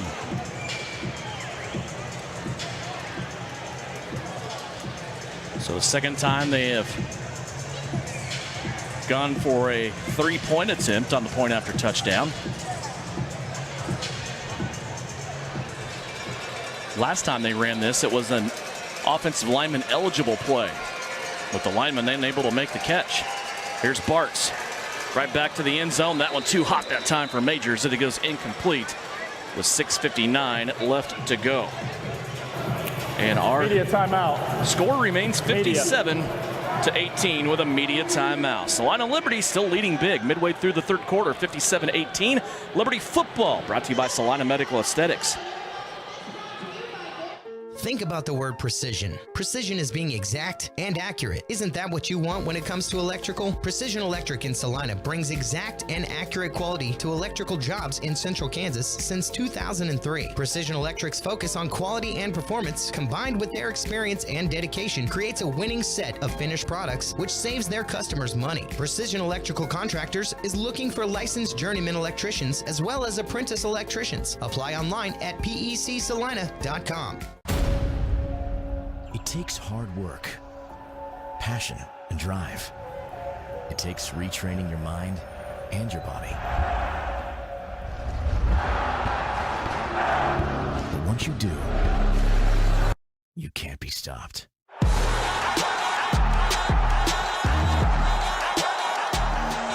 Salina Regional Sports Medicine, here to get you back in the game.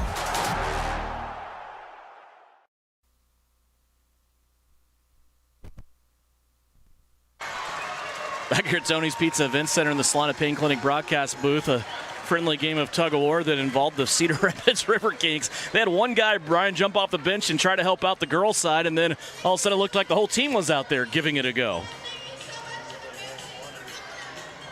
Everybody else wanted involved. Another score update for you. The Orlando Predators in Wichita tonight. They lead almost into the third quarter, 45-18 over the Wichita Regulators. And also checking in on that game in Billings, it is still Albany leading 16-11. And I mentioned next week's games. You'll have Southwest Kansas at Nashville. Wichita will go out and take on Washington. Albany will be at Orlando, and Billings here in Salina. So good slate of games in the regular season. Last week of the regular season, next week. And then we'll all wait and see what the league decides to do with the playoff format. Otis Odom takes it at the 7. He's already back to the 15. Look out midfield. And a flag comes in as Otis Odom does a very nice full speed front flip over the goal line. But a flag back here at midfield once again. Yeah, we're going to have holding against Salina. Illegal block in the back, number 44, receiving team. Excuse me, block in the back. 10-yard penalty from the spot of the foul. It's first down. The officiating crew draws the ire of the Salina crowd, who became big fans of Otis Odom on that return and the flip over the goal line. But they will go backwards now and have to start deep in their own territory. Last drive for Salina was a turnover, a snap over the head of Andrew Jackson. Jackson back out there at quarterback now. We assume Charles McCollum done for the evening after a 4-touchdown performance in the first half. 57-18 is our score.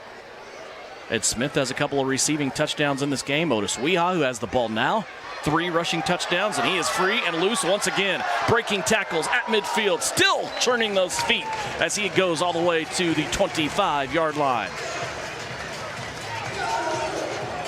I know he needs his own identity here in Salina, but some of those moves, the way he just ended that play, falling backwards and still having the momentum and his legs going, just reminds me so much of Tracy Brooks. Tracy taking the night off tonight, along with Roderick Jarrett. A couple other guys not playing in this game. Kelvin McCoy, I imagine his False start, number night 7. might be done. 5-yard penalty. As they go right now with a Lucky Tapa, also Bruce Trigg at the tackles. Still playing center is Kyle Lester. Yeah, that time, that was a no doubt play. Otis Odom was 5 yards or so past the line of scrimmage. Salina didn't even have to snap the ball. Now we've got another movement. Another False procedure. Start. Number 79, offense. 5-yard penalty, first down. So back-to-back penalties against Salina.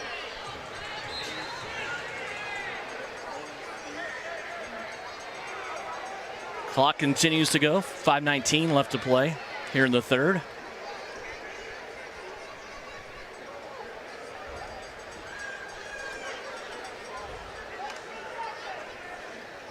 Andrew Jackson gets the guys out of the huddle here.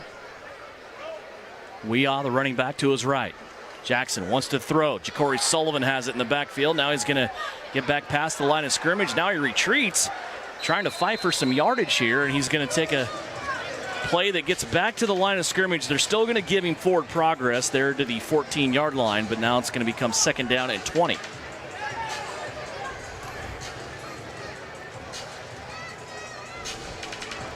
.438 left to go here in the third.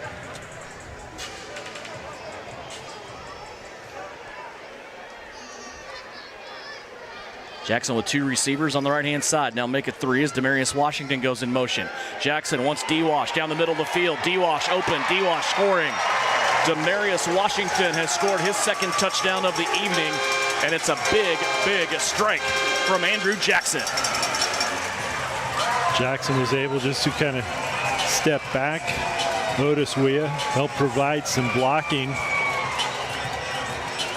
D-Wash was able to go downfield, and it was just a nice, easy pitch and catch from there. So the special teams, that has been special again here in this game coming on. Aiden Johnson might be the leading scorer for this team over the last couple of games now. He needs to get a few more on the board to come back and overtake Cedar Rapids himself. Snap back, Benson puts it down, the kick is up, and once again it is true right down the middle. He has a good amount of pop on that football. That ball comes through and it is media timeout, carrying a great deal of velocity as we go to a media timeout. 3:21 left to play here in the third quarter. Salina Medical Aesthetics, a proud supporter of Salina Liberty football. Liberty leading 64-18. Salina Medical Aesthetics wants to help you look and feel your best. Whether it's a simple aesthetic procedure like a hydrofacial, peel, injectable, filler, or a new skincare line, our professional team will customize a personalized plan just for you. Salina Medical Aesthetics is proud to feature Beautifil, a body sculpting procedure that will transform your body with gentle liposuction to slim one area while adding volume to another. Visit us online or call Salina Medical Aesthetics today to set up your free consultation. For over 30 years, Ryan Roofing has been the area's leader in commercial roofing installation. Over 10 million square feet of Durolast roofing. Now Ryan Roofing is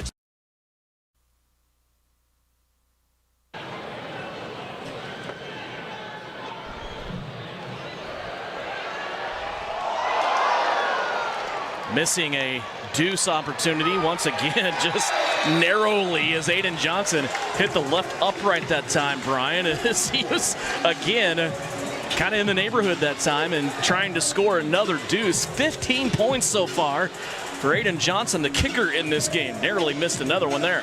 And again, the crowd loving it. This one, it hit the side bar. Oh, so close. I have a feeling he's going to have a few more opportunities tonight.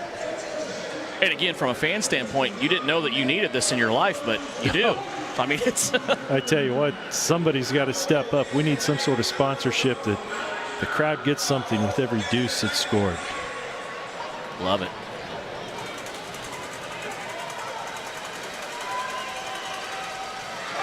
Here's a pass that goes through the hands of Jeffrey Legree. Freddie McGee in the area as he could not come up with it after the deflection from Legree. Incomplete pass will bring up second down and 10 for the River Kings. 2:07 left to go here in the third period.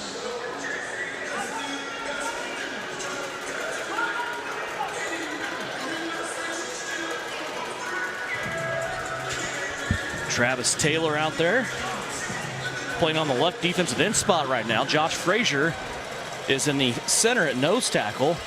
And Justin Foster on the right end. Meta in there, middle linebacker as well. Jamario Benson right next to him. Ed Smith playing a cornerback spot now. And a big hit over there on the side for the Liberty on defense, but the River Kings complete it for 5 yards. I don't recall seeing Ed Smith play defense before. No, I don't either.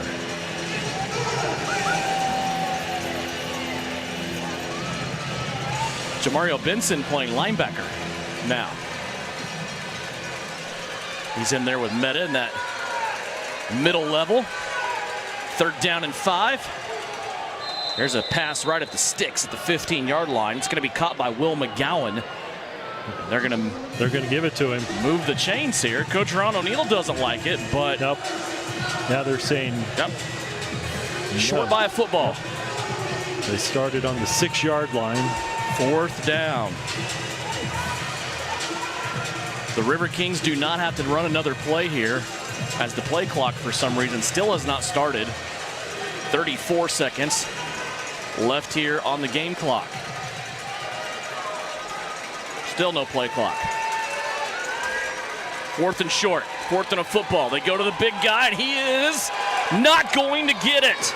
Antoine Jones took the handoff. He was hit early.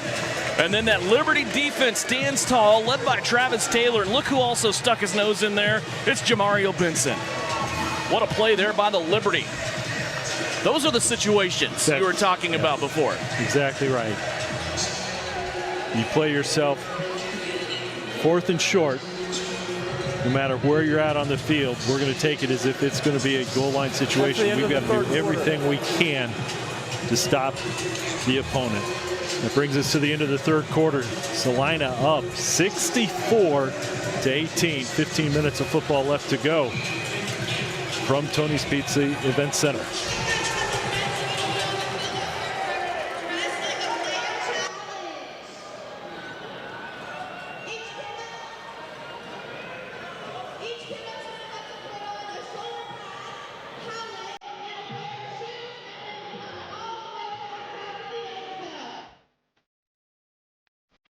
Kansas Wesleyan is an exciting university and a vibrant community. It offers unique, nationally ranked academic programs, engaging activities, and successful athletic teams.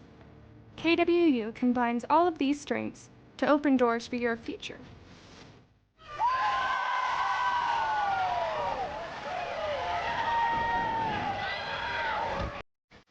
Learn more today at kwu.edu.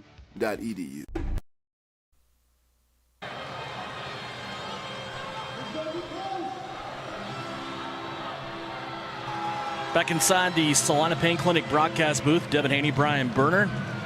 Start of the 4th quarter, Liberty leading the River Kings 64-18 here as Salina and Cedar Rapids doing battle. Salina is set to start another offensive possession here with a short field. They will have it at the River Kings 13-yard line after a big stand there by the Liberty defense. Highlights so far of this game, Aiden Johnson in the kicking game for the Liberty, not only producing a perfect track record so far in point after touchdown kicks, but also producing 6 points on deuces on the ensuing kicks. Charles McCollum played the 1st and 2nd quarter at quarterback, had 4 touchdown passes. Demarius Washington has caught 2 touchdowns. Ed Smith has caught 2 touchdowns. Otis Odom has a touchdown catch. Otis Weah, rushing in his first professional game, has 3 rushing touchdowns in this contest. 64-18 our score and a Liberty lead. Liberty will start out here. They'll have Demarius Washington, Otis Odom, and Ja'Cory Sullivan all to the right-hand side. Andrew Jackson sends Sullivan in motion. Jackson looking to the back of the end zone. There's Ja'Cory for the 2nd week in a row. Ja'Cory Sullivan scores a touchdown, this time from Andrew Jackson on his 2nd touchdown pass of the night. It's not supposed to be that easy. Looked terribly easy, didn't it? Ja'Cory broke to the left. D. Washington went across, was equally as wide open on the left side on his crossing route. Great touch by Andrew Jackson.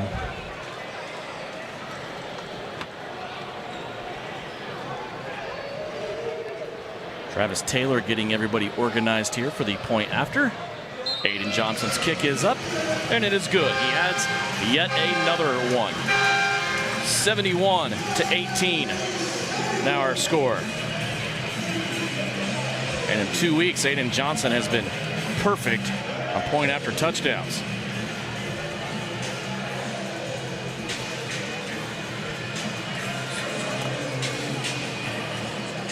Well, last couple times I've said he wasn't going to do it with the deuce. He's going the direction that gives him the best opportunity. He proved me wrong going the other direction already. Just 16 points. Not a bad night. Well, not only 16 points. Not a bad career. Yeah, not only 16 points, but I don't believe the River Kings have had a return that's advanced past the 15-yard line yet. No, and I think everything has been either a deuce or in the net with the exception of one that just went over the corner of the wall. And there was the time that he hit the rigging early in this game that came to the 25. So I should clarify that.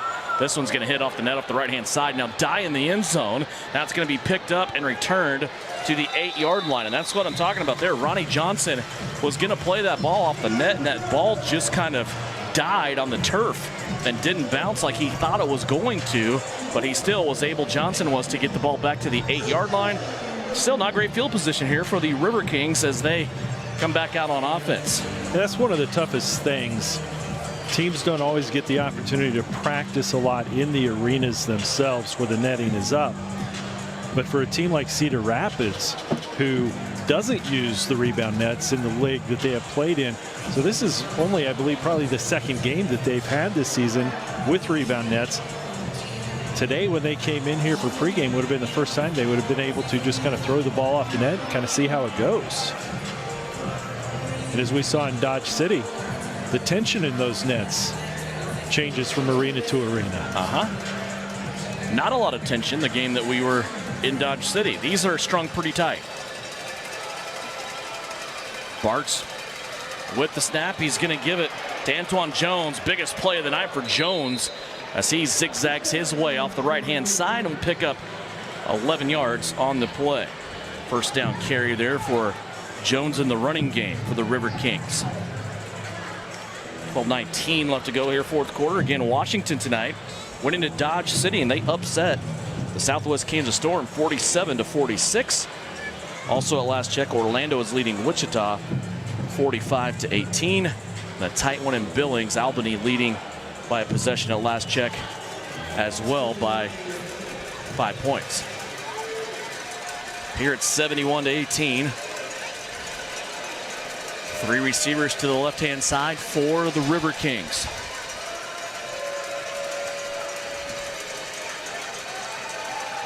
Bartz, little play action, flag on the play. Got it out to his receiver, and it's going to be incomplete. Now we have to check the flag. See what the report from our white hat is.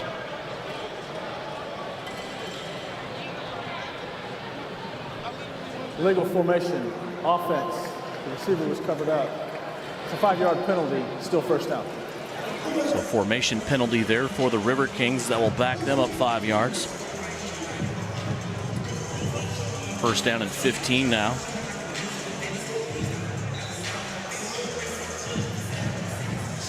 Curious to see, and we still got some time here to go, 11 and a half minutes left, but I'll be curious to get the opinions of Perron O'Neill Tuesday on the Coaches Show. Because although you look at the score and it is impressive, there have been some mental errors in this game. Salina probably not as sharp as what he would like. And him and I talk about chasing for perfection every single game. You're never going to do it. I mean, nobody ever is, but it's the pursuit of perfection that you're always after. What I think you want to see also is the team going to play with the intensity that they need throughout the entire 60 minutes of this contest. Quit looking at, do you quit looking at the scoreboard and just take it, each play becomes that critical play again as this builds into the next few weeks of football. Second down and 2 here after a nice completion by the River Kings. They're going to come back to the near side. It's going to be a pick. Jamario Benson has the football off the deflection. Here comes Mario down the field. He's going to be inside the 10 to the 8. And finally, there's been a few of those batted balls. Jamario Benson will get one for the Liberty. There's a flag on the play, and I think that might be a blindside block on the return. I'm just guessing from what I saw. Let's see what it is here from our lead official. There's no foul on the play. It's first down. No foul on the play. So the play is going to stand, and Jamario Benson will have his first interception of the season. Guy can do everything, right? He can. Antoine Jones was the River King player that came in and was able to make what I would consider probably a touchdown saving tackle. Yeah, Jamario returned that all the way to the 9-yard line. So another scoring opportunity here for the Liberty offense. Led by Andrew Jackson, his second stint with the Liberty took him to a championship game. in 2019. Of course, no season in 2020 due to COVID. He ends up in Omaha. Lost a championship game to the Liberty up there. And just has been out of football for the last season or so. Here's Jackson to the right-hand side. And Ja'Cory Sullivan will have his second touchdown of the night on 2 consecutive catches. Ja'Cory Sullivan now 3 touchdowns in the last 2 weeks. And as I mentioned that championship night here, it was 2 years ago today, Ryan. It was this day in 2022 that the Liberty were able to hang that banner in Champions Bowl 7 for Champions Indoor Football as they defeated the Omaha Beef. Well, as we look back and you get those reminders, there's been a lot of Saturdays in June when we were calling the championship game, and unfortunately, only one turned out our way. There's been a lot of fun along the way for sure. All right, can Aiden Johnson add point number 17 to his total for tonight? Good snap from Kelvin McCoy. Benson gets it down. Johnson's kick is up. And he just makes it look too easy.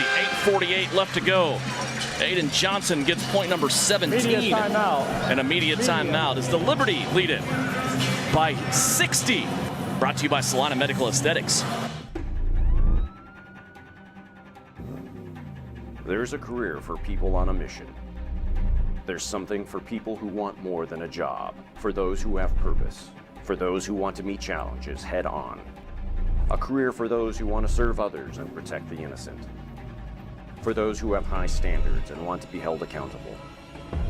This uniform, this badge, is earned. Visit khpjobs.org to learn more. Think about the word precision. Precision is being exact and accurate. Isn't that what you want when it comes to electrical? Precision Electric in Salina brings exact and accurate quality to electrical jobs in central Kansas since 2003. Precision Electric's focus on quality and performance, combined with their experience and dedication, creates a winning set of finished products which saves their customers money. Precision Electrical Contractors is looking for licensed journeyman electricians as well as apprentice electricians. Apply online at pecsalina.com. Welcome back in Tony's Pizza Event Center. We are in the Salina Pain Clinic broadcast booth. Devin Haney, Brian Berner, 8:48 remaining. Here's a kickoff from Aiden Johnson. It is a high end-over-end kick, and it hits the right upright. Still loose on the field. It's going to be picked up, and look at Ja'Cory Sullivan coming in like he was launched out of a rocket launcher and makes the tackle inside the 5-yard line. The more he plays, Brian, I'm going to say it again, the more I like to watch him. He is fun to watch for sure. And Aiden Johnson with another close opportunity. Second time he's hit the upright. Yeah, just hits that side bar.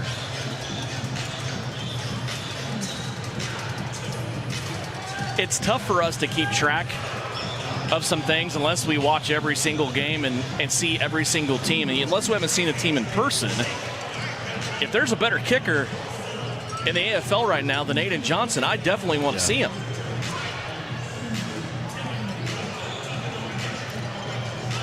You know me, I get attached to these guys. Yeah. And, you hate to see guys leave, but I'm excited. You guys warned me. Hey, you're going to like this guy. Well, yeah, I love this guy. More on that story here after this first down play. It's first down and 10 from the 5-yard line. Here's Bartz throwing back shoulder. Good coverage over there by the newcomer Kyle Chandler. Incomplete. So Cody Mandel comes in from Alabama. He plays a couple of games with Liberty, and all of a sudden we talk about Aiden Johnson coming in, and that was hard for you to understand at the time. And I think everybody just kind of, we know how Coach Ron O'Neal is. He's always looking for upgrades. He's always looking for different aspects, different things that he likes. Now we understand why Aiden Johnson was brought in. He is a veteran of this game, and obviously Sean King on the coaching staff had a lot to do with it, so kudos to him. Travis Taylor in there on defense right now as he continues to be on the field. He's playing right defensive end. Bartz. Here's Taylor chasing him, takes a big hit as Taylor plants Bartz in the end zone. That ball goes incomplete as that time Travis gave Blake Bartz no time to throw. He's had some great years I don't know that he's had a better season than the one we're watching right now for Travis Taylor. He just feels comfortable. He seems comfortable, I should say. I'm still kind of amazed that we're only on 3 sacks on this game. Yeah. So credit to that Cedar Rapids front line. Well, for being able to control something. I mean, they're getting some pressure in there. Yes and no. I think Bartz has done a really good job feeling the pressure and getting rid of it. He's taken a lot of hits. He just doesn't have the football when it gets there. Yeah, good point. Bartz now 3 receivers on the right-hand side. Looking that way. He'll put it up in the air. Freddie McGee went up and broke it up. The back judge will throw a flag about 12 yards, and he will say holding, defensive holding, I believe, as we get clarification here from the lead official. Holding. Number 3, defense. 10-yard penalty, automatic first down. It's Smith guilty of the defensive holding on that play. Again, he did not start out on defense, but he, Jamario Benson, have played defense tonight. Ja'Cory Sullivan played some defense tonight. Then he quits playing defense and he goes catches 2 touchdown passes. Ed Smith has a touchdown catch tonight, 2 of them. Yeah, and some of this is when we look back to what we were told this league was going to be with this Ironman football, which went away, fortunately, after about week 3. We were going to see some of these guys have to do this. Here's Bartz. Oh, he got hit hard, high and low. Interception here from Kyle Chandler. Chandler on the return inside the 10. He's going to take it all the way to the 6, and I hope Bartz is okay. He took a wicked shot, high and low that time. 2 different Liberty defenders coming in, and I kind of saw his shoulders and his head go backwards, but he is so tough. The punishment he has taken tonight, and he's walking off with his helmet in his left hand. And an interception. We saw him get one earlier, was negated due to penalty for Kyle Chandler. He gets one here, though, and he returns it back to the 7-yard line. Yeah, good return, Kyle Chandler. Right place, right time. So Salina with the chance to add to this lead. I guess I'm at that point. It's not so much adding to the lead. I just want to see Aiden Johnson get a chance to add to his total. Sullivan in motion. Pitch out. Taylor. Travis puts his head down, looking for the goal line. He took a wicked hit there at the end, too, as he was kind of head out in front. But Taylor gets finally stopped there at a dead end at the 1-yard line. We'll pitch out wide to the right, give Travis some room to work. Ball sitting at the 1 now, 2nd down and goal. 3:49 left to go. What's rewarding? Why not, right? He is directly behind Jackson now, who ducks under center for the first time. They're going to try to get Drew a scoring touchdown, and he gets a quarterback sneak. Andrew Jackson straight up the middle as he gets a quarterback sneak for a touchdown. I'm going to give credit to Travis Taylor with the tush push on there. Yeah.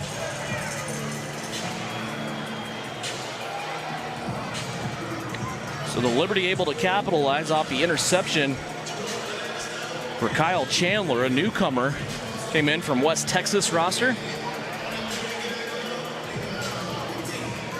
And Andrew Jackson with a quarterback sneak.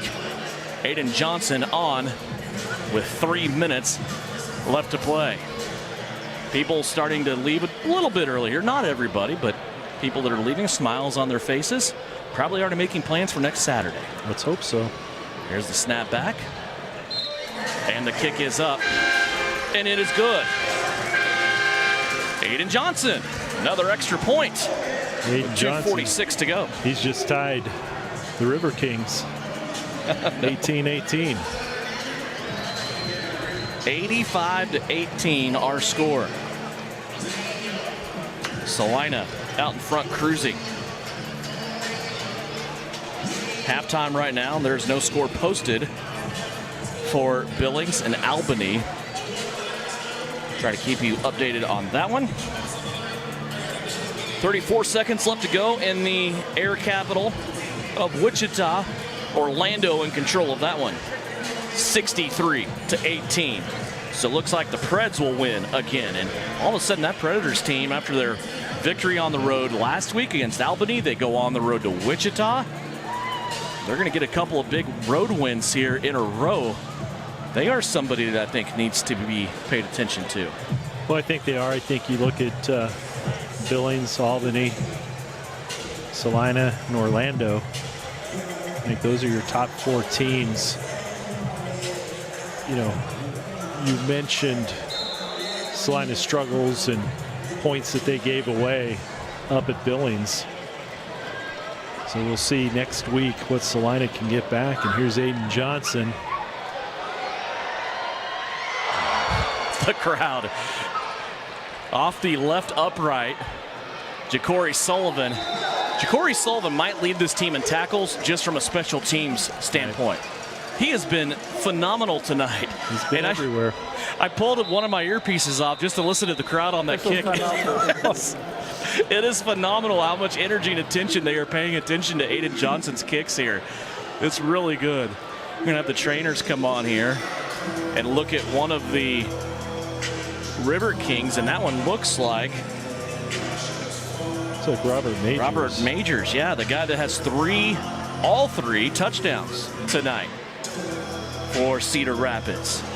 So he is down, and players on the field, a lot of them have taken a knee as trainers go to work here. 85-18. Again, a reminder for you that Salina will be back at home here at Tony's Pizza Event Center next Saturday, 6:35 kickoff for the Billings Outlaws. It'll be the rematch of a game that Billings was able to defend their home turf earlier this season. And right now, it's going to be a battle of 2 of the top 3 teams in AFL. Albany, Billings, and Salina.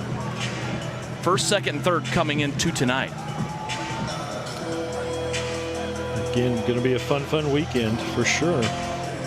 I think some of the fun of the week leading up to the weekend is where some of these upper tier players, some talent from West Texas, will end up, and where and how they will help that team.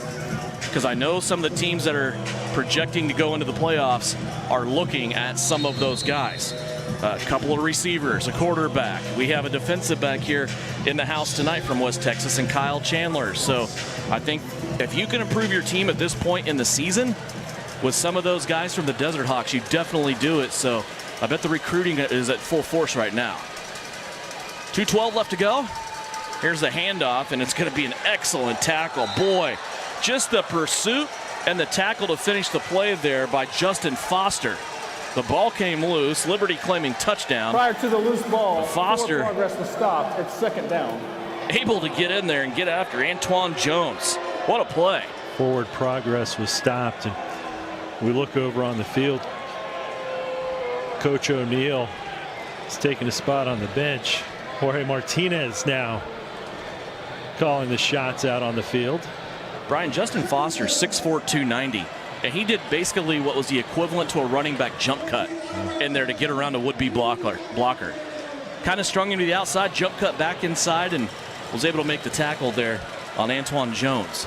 Clock continues to run as we approach the 60-second warning. 1:23 left to go here in the fourth quarter. Blake Bart still in there, quarterback, shotgun formation. He's going to move the receiver. Now go back to the right, and that ball incomplete. Clock now will cruise all the way down to 60 seconds, and we will take our final media timeout. We'll be back to close it out. Liberty leading 85-18. Salina Liberty football here, brought to you by Salina Medical Aesthetics.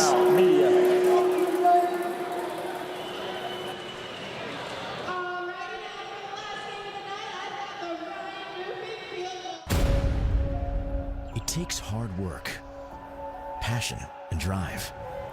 It takes retraining your mind and your body. But once you do, you can't be stopped.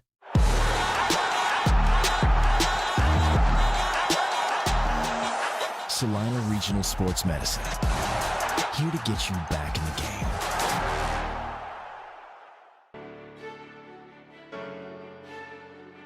Kansas Wesleyan University's nursing program enables passionate students to become in-demand healthcare professionals. Our $5 million Nursing Education Center features simulation rooms and state-of-the-art equipment that our faculty use to develop students' skills. With several clinical opportunities in our community, Kansas Wesleyan University is the clear choice to start your nursing career. Learn more today at kwu.edu.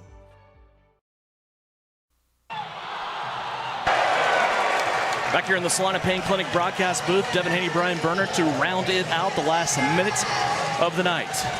85-18, Salina Liberty with the fill-in Cedar Rapids River Kings. Liberty 6-2 now coming out of tonight, looking up to two teams that are squaring off against each other tonight.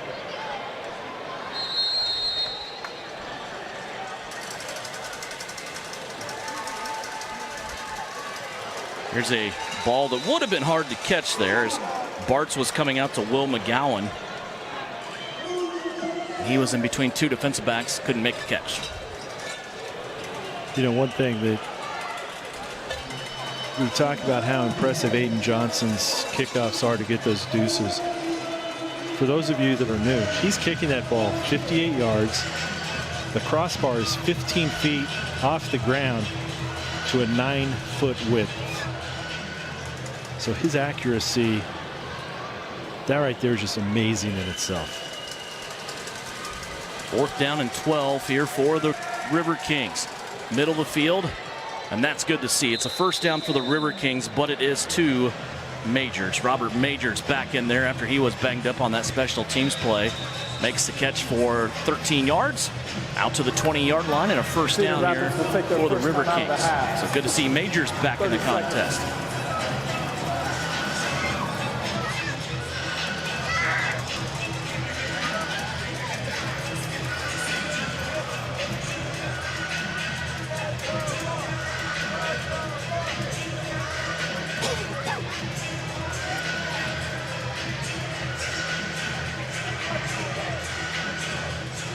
A couple of the officials talking in the middle of the field. I'm not sure what this is for.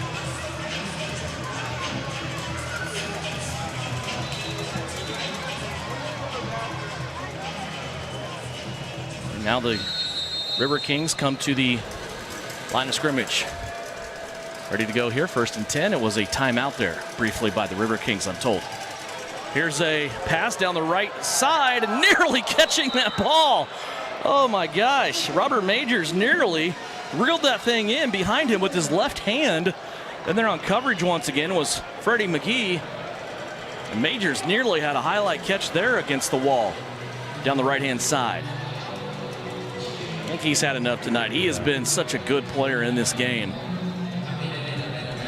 think there's probably room for him at the next level, don't you? Yeah, he's done. Yeah, they've got a few players that I think could step up and do some nice things. Here again, keep in mind Salina played without a few key players tonight. And for the most part, knock on wood, appears we're going to make it out injury-free. 2nd down and 10. Blake Bartz out left-hand side to the 25-yard line. That catch is going to be made by Ronnie Johnson. Clock continues to roll. Cedar Rapids has 2 timeouts.